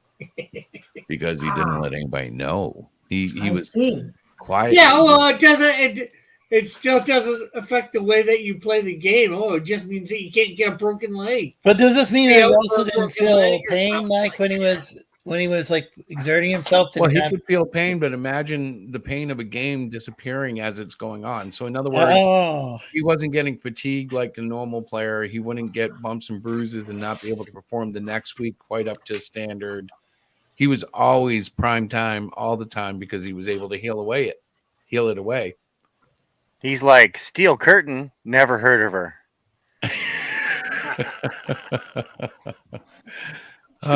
Pittsburgh. Mean Joe Green, Jack Lambert, Jack Ham. See, you know more than I do. I just remember the Steel Curtain meme. Terry Bradshaw, I think, is not given enough respect. Didn't he win like 4 or 5 rings? And I know that he wasn't the main part of that team per se, or those teams. He wasn't the, Dan Marino or Tom Brady or whatever. But Still, the guy was like on like 4 or 5 Super Bowl winning teams. That's pretty impressive. Mhm. I always think he kind of gets dissed. Well, they forget that it's a team sport, and it's like, well, if you want to see how bad good players can play, go watch your All-Star games. Go watch your Hollywood Bowl, or sorry, the Hawaii game. I forget the name of it. Whatever. Yeah. It's Pro Bowl. Bowl. Thank you. Yeah. Thank you. Pro Bowl. Oh yeah, there it is. Go look at your All-Star games for your local sport and just see why a good, well-worked team is so damn important, because you'll watch these people just be amazing. They shine so brightly. But when they're all playing together, it's like they're the Washington Generals against the Washington Generals. And Harlem Globetrotters and the Globetrotters are just watching from the stands. Yeah, because they're both all-star teams, so neither one of them has a real team chemistry.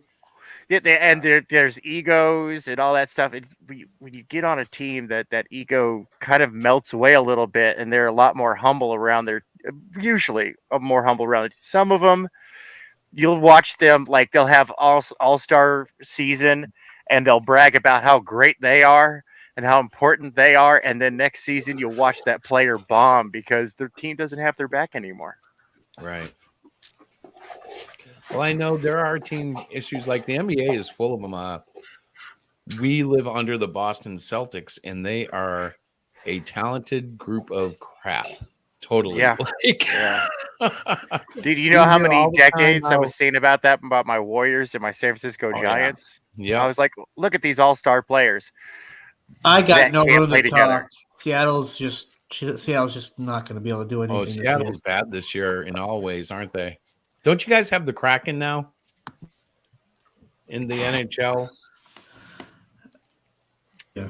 What is the Kraken?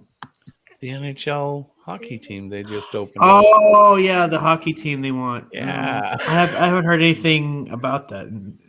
I don't. Guess everybody just needs to get cracking. Yeah, I don't think they're doing so good right now. They're expansion. Yeah.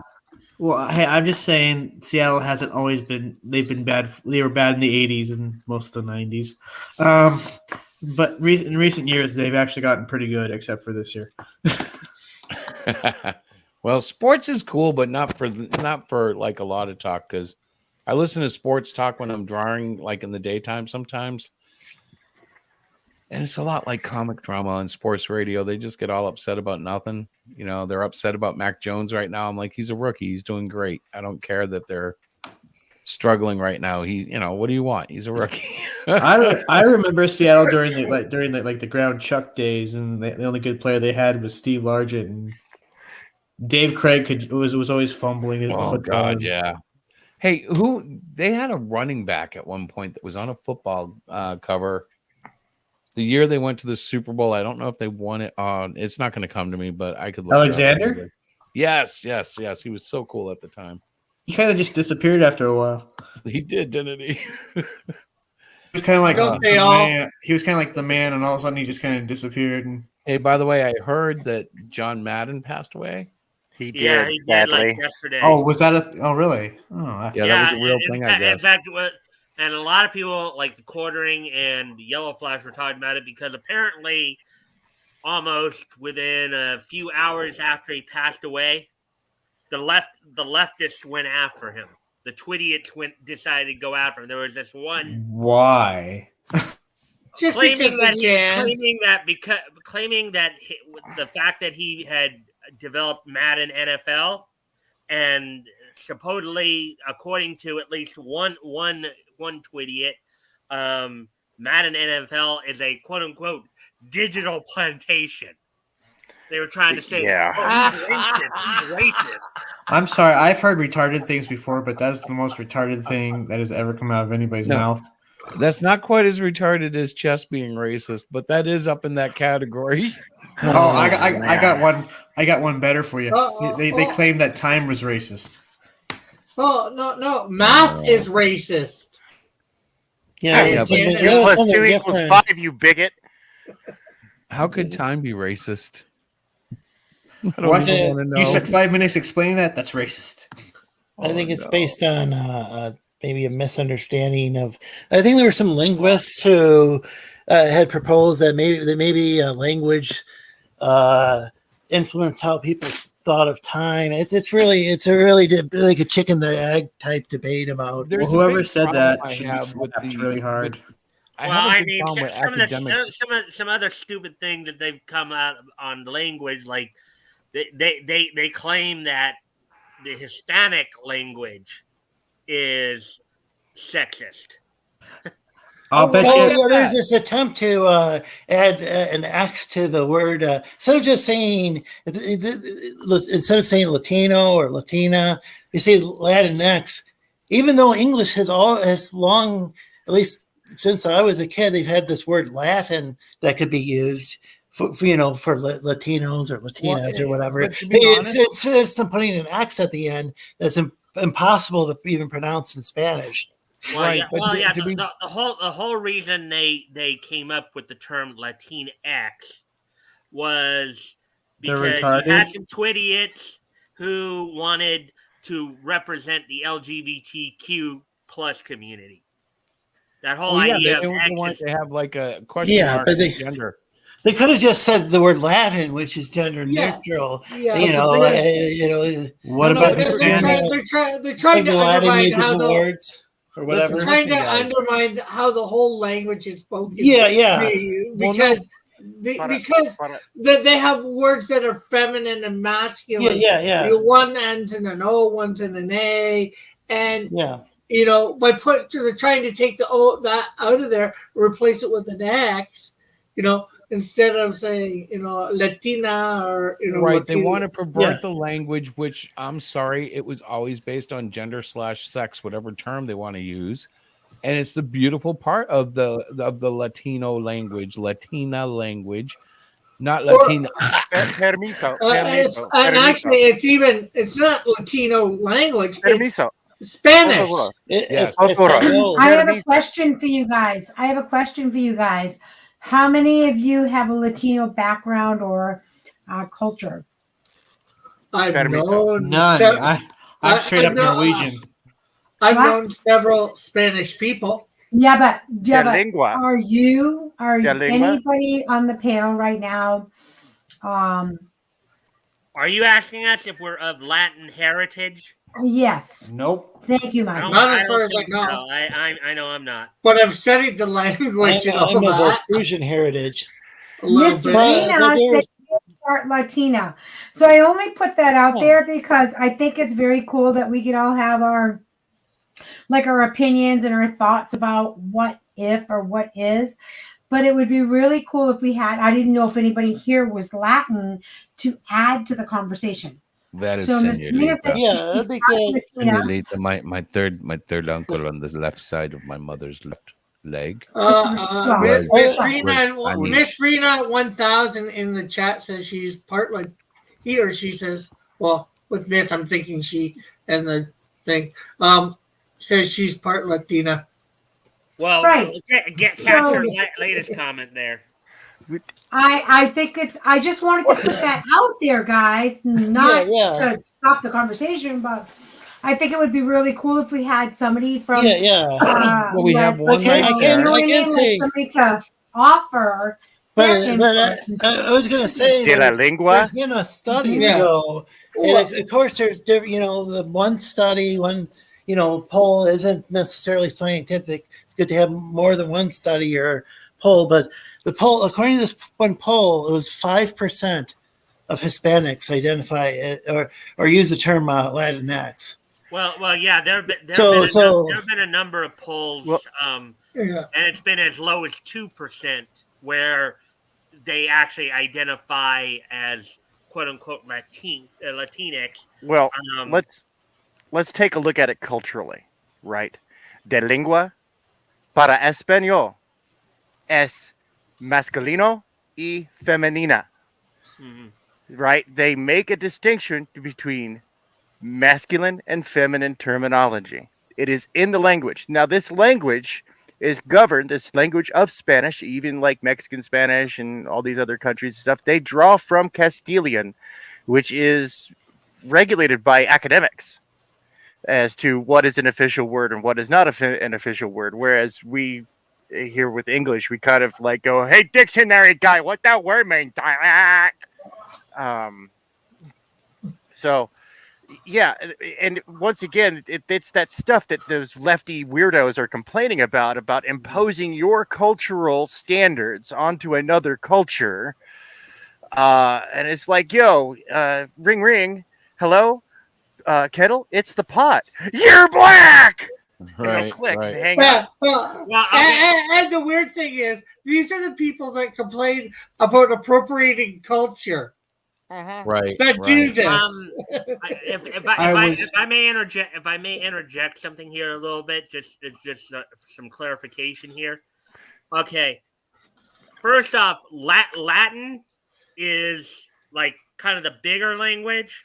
And then from Latin, you get what they call a number of the Romanic languages, which include Spanish, Italian, French, whereas Portuguese, like English and German come from Anglo-Saxon or Anglican speech. So yeah, it's a mix of Anglo-Saxon and Norman French. Where's American come from?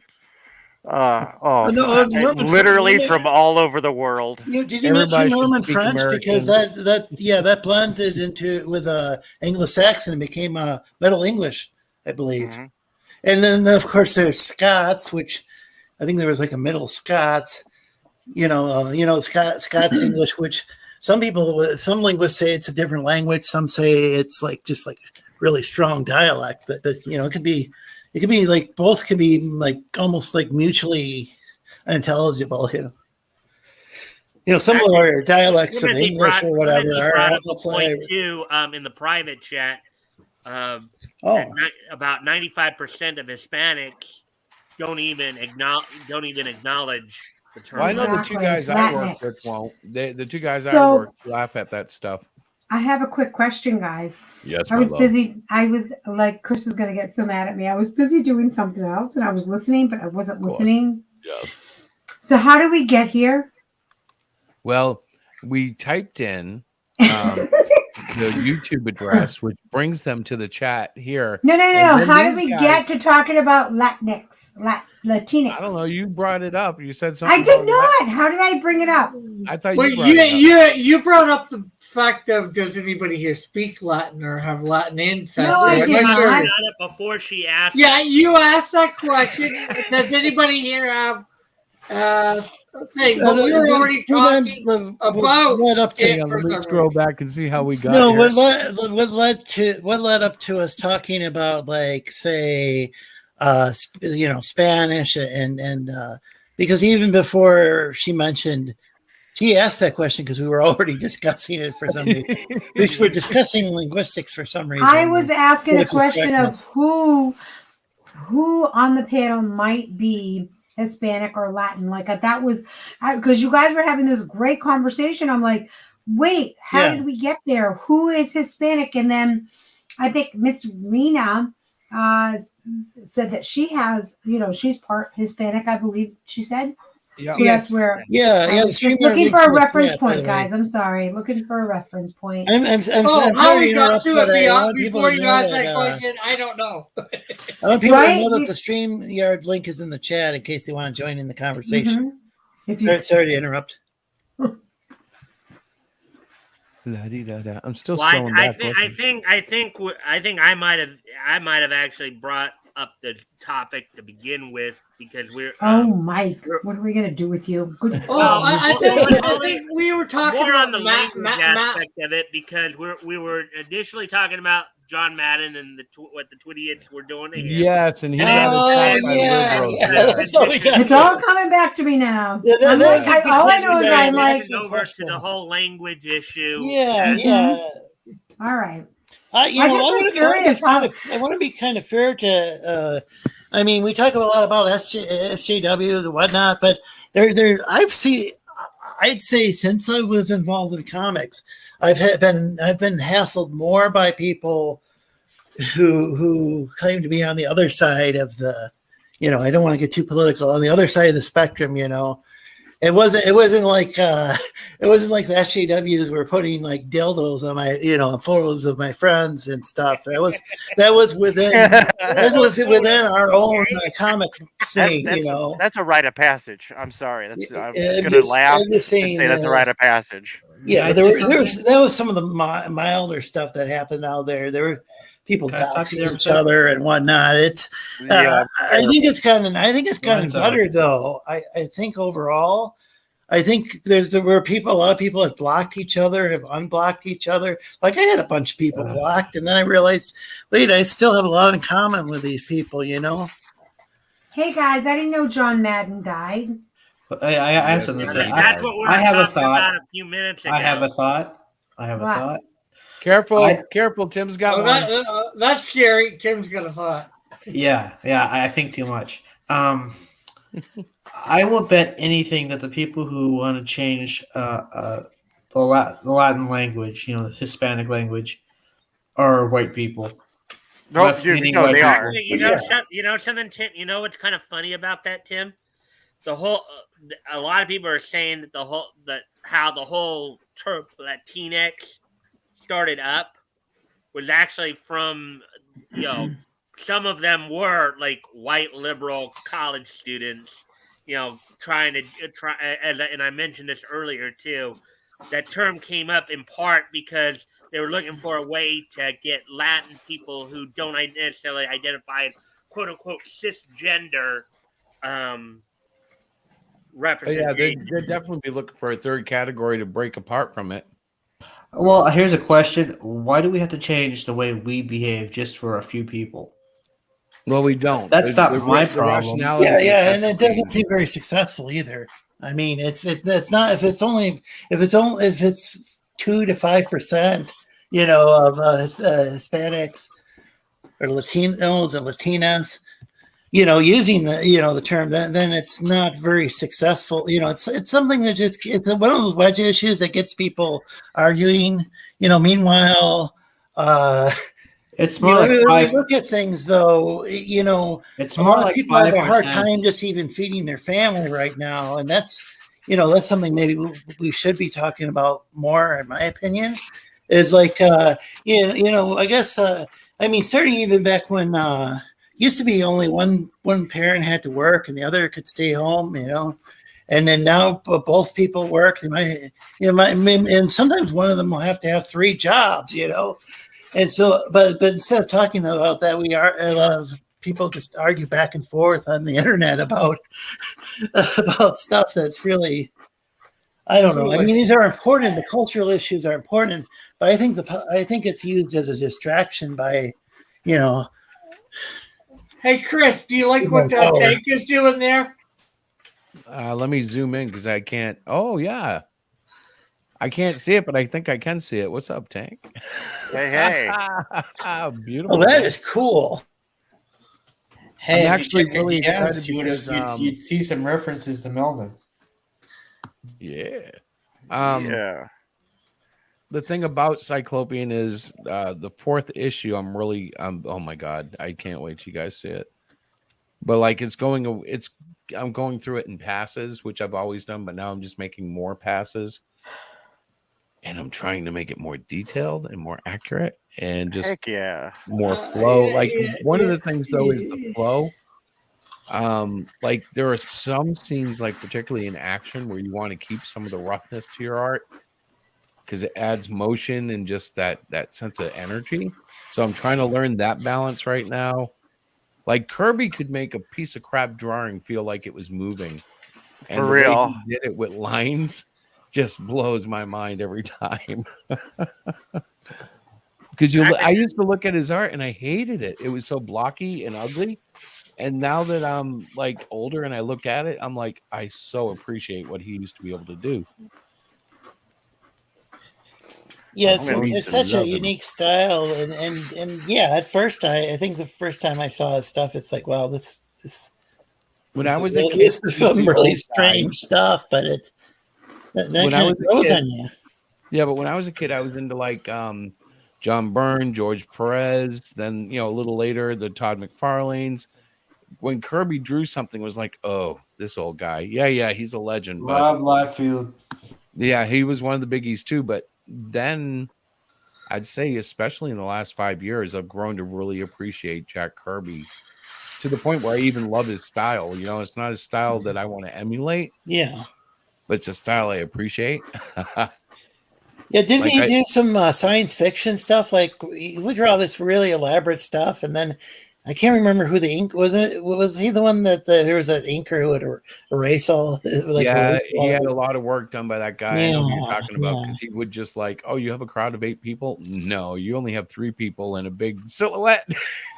Because his original pencils, it was just so intricate.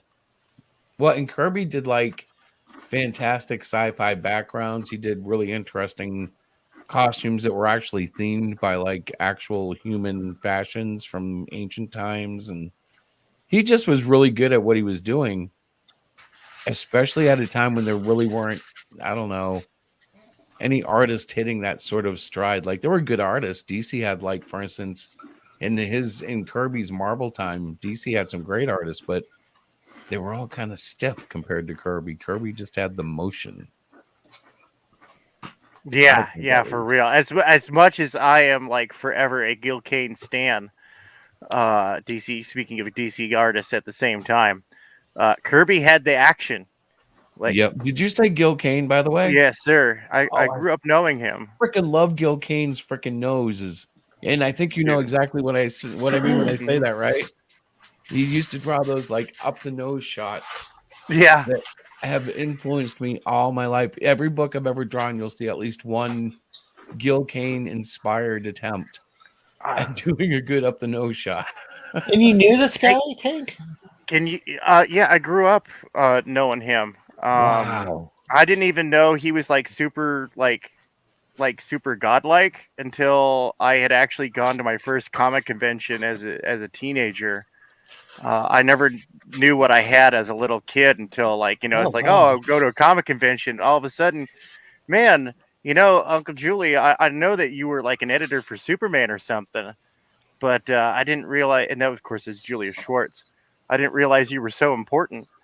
And it's like, dude, I kind of lucked out, dude. I had red carpet treatment. I got to meet really cool people like Norm Brayfogle. I remember when he got the Shadow of the Bat gig, we were both kind of geeking out over that. Like, dude, you made it. You're Batman artist now. You're the Batman artist. Holy cow. Well, it's kind of true, particularly the further back. Just as long as it didn't drive him. History. Yeah, but there was a time in American comic history where if you drew certain titles, your career was pretty much cemented. Batman being one of them. And even now, I think if you draw one of the big 2 or 3 books, Batman being one of them, it's pretty much a landmark moment in your comic book career, Mm-hmm. Even though those titles have been diminished and kind of, broken up and all that, they're still the peak of the business. If you get to do a run on Batman or Spider-Man or even Superman, it used to mean something. Top shelf. Yeah. No, for real. I got to meet a whole bunch of cool people when I was a kid because of this. Like, I love telling my story about the first time I met Art T. Bear. He just moved over from DC to Marvel, and I wanted to meet him because he's one of my favorite Superman artists.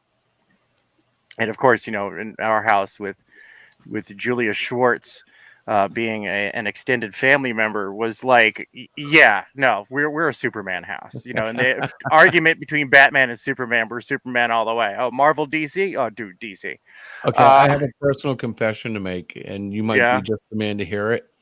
I've always had a secret love of Kurt Swan Superman, as house style and as boring as some people make it, as it's iconic. I grew up with Kurt Swan Superman, man. He was my Superman go-to, and like I thought, from what I've read, he really kind of got trashed by DC at the end. Yeah, and I've kind of always been sad about that because I think he should have been held up at least as high as like a contemporary of the Kirbys and the the Gil Kane's even, you know, like he was he an 80s artist? Because I felt like all the art in the older 80s too. were Like he was around forever, cookie dude. cutter. He drew like a barrel-chested styled Superman, but it was just so freaking iconic. Like it was just Superman for so long. I don't know. I'll find some. What's that? Let's get a little off topic, but for some reason, growing up watching cartoons, I did know a little bit more about DC than Marvel. Like I mean, like even like I didn't even really know about like Hydra until early 90s. I was basically a Marvel guy. DC was like the big thing that I had. I mean, I did watch the X-Men, but yeah, you know. Well, I was just going to say, could be because DC seemed to have more cartoons on. What was there? Spider-Man?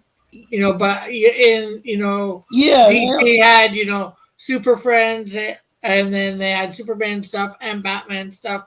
A little bit of Wonder Woman. No, Spider-Man's Marvel, but... Yeah, but I'm saying you had one versus who knows how many. Yeah. And we also had that. We also had that big, one of the big. I'd say it was like almost kind of like a fad for a while because before when we had these superhero movies, a few superhero movies in the row. That was when it started with Michael Keaton's Batman. No, I'm not talking about like if you go back to the '60s. I think there were some Batman movies, but that's Batman as well too. Like in the '60s, there was.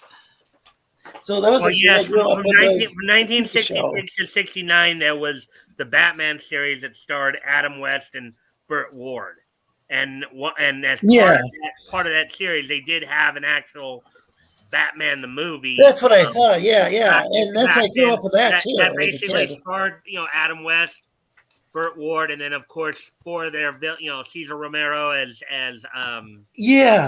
that was when reruns as a kid. I mean, that was my mom's generation, but but they were still running it in syndication. Oh yeah, it was in syndication when I was a little kid on cable TV.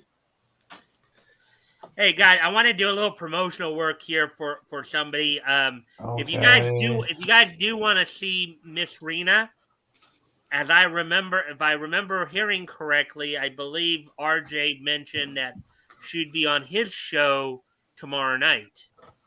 Oh, very cool. Check that out. So I believe. I've got a show tomorrow night, 8 Eastern. Yeah.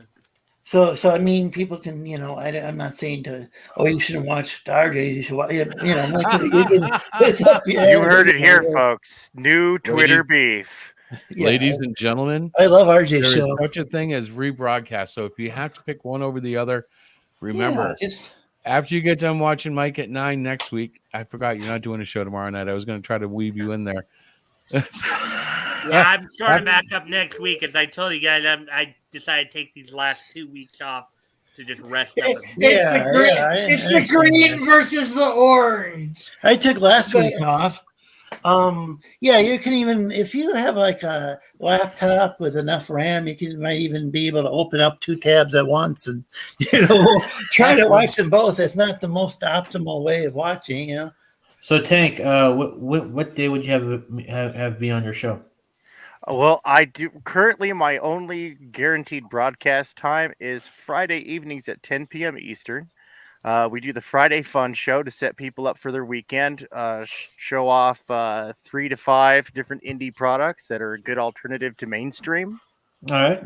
And see a fun stuff for people to just kind of explore over the weekend. It's not a very long show. Usually runs about an hour. Sometimes if it gets hot, we'll go for another half hour. All right. I can totally do that. Sweet. So guys, I work 7 to 3 every day. So guys, hold on. I think Diana wants to say something. Yes, Diana. I do want to say something. I am saying good evening. I am saying good night. I am saying Happy New Year. Good evening. I am saying thank you for coming in. All right. But wait a minute. Well, I'm going to say good afternoon.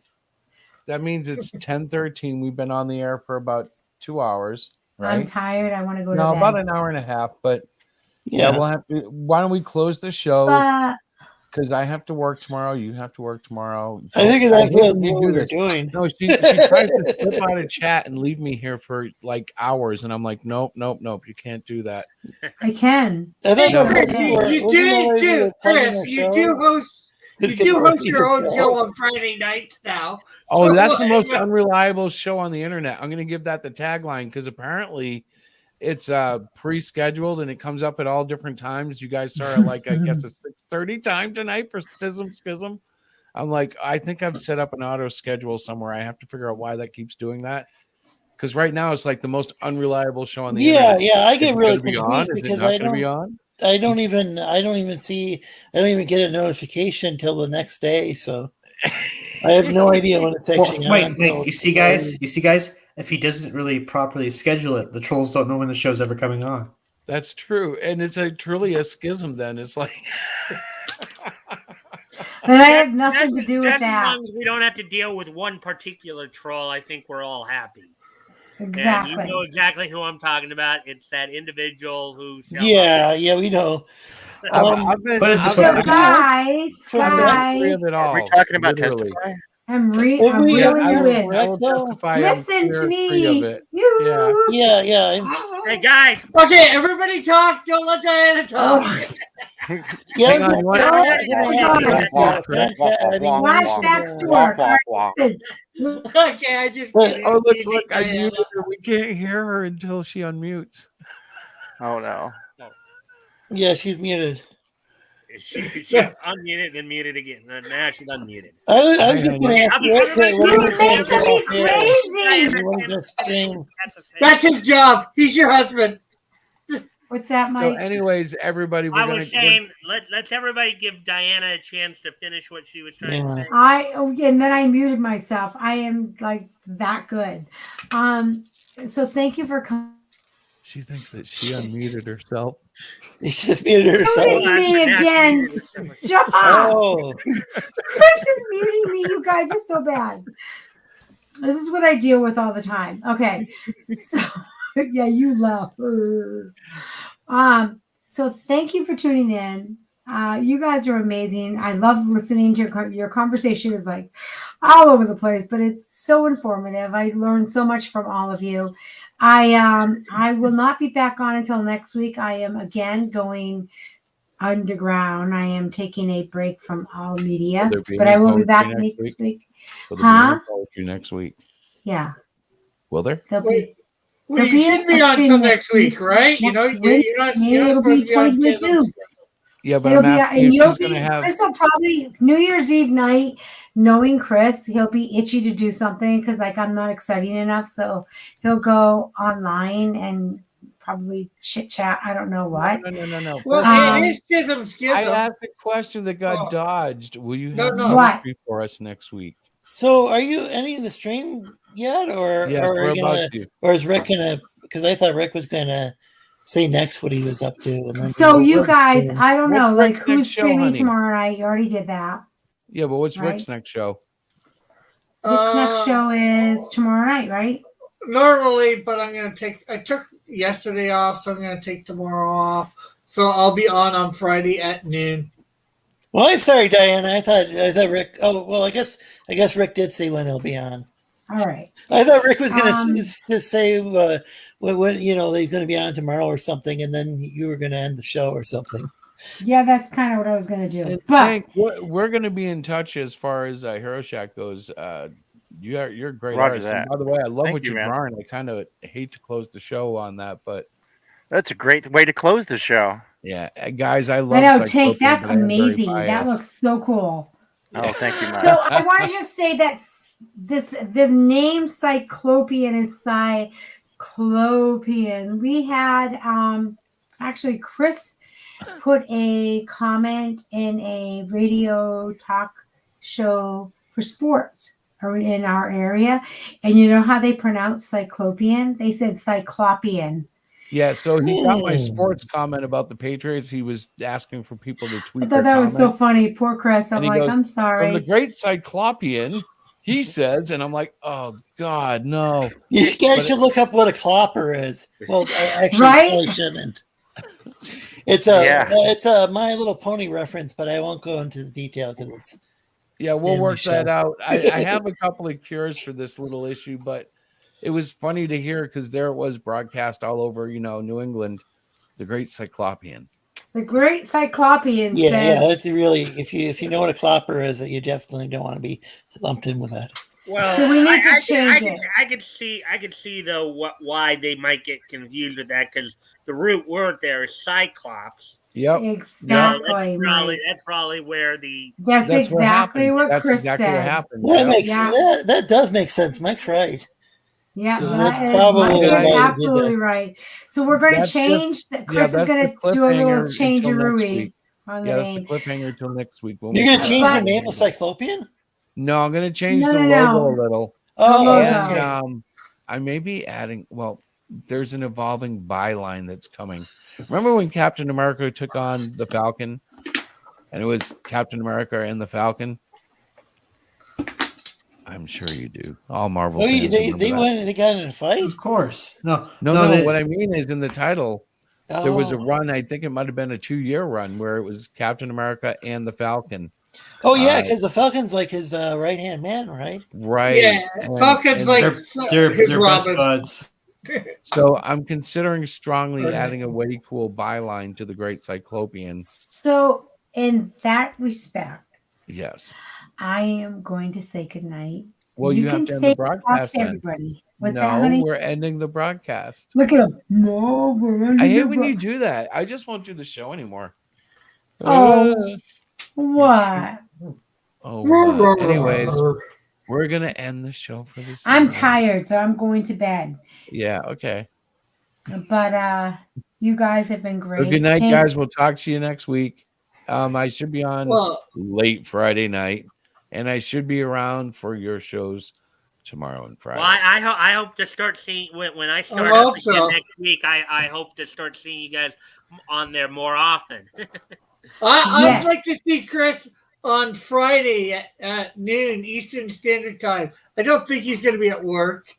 Oh, what's Friday? Is that New Year's Day? Yeah, it was New Year's Eve. New Year's Eve. Is Friday when you're streaming, Rick? I'm confused now. Yeah, I thought you said Monday, but No, I'm the one who's starting back up on Monday. Okay, Friday he's doing a noon thing, but I probably am off. I'll check though. I'll let you know. You are off on New Year's Eve. And Tank streams on Friday nights. Yeah, I do, and we are going to be live this Friday with special guest Vic King. Nice. Oh, cool. Yeah, I consider him to be a friend. What time's that at? 10 p.m. Eastern, and we're going to be talking about a new special announcement, actually, in regards to Scalpel Zero. Awesome. And so this is going to be very, very exciting. We're moving ahead on stuff. There we go. There we go. I think I'm done. What do you guys? I think you all plugged it, bro. Wow, I would love a copy. That's awesome. Oh, sure, yeah, totally. Sorry about this, Diane. Is it my turn or do it? All right, so I'm gonna end the broadcast, and then we can all go to bed and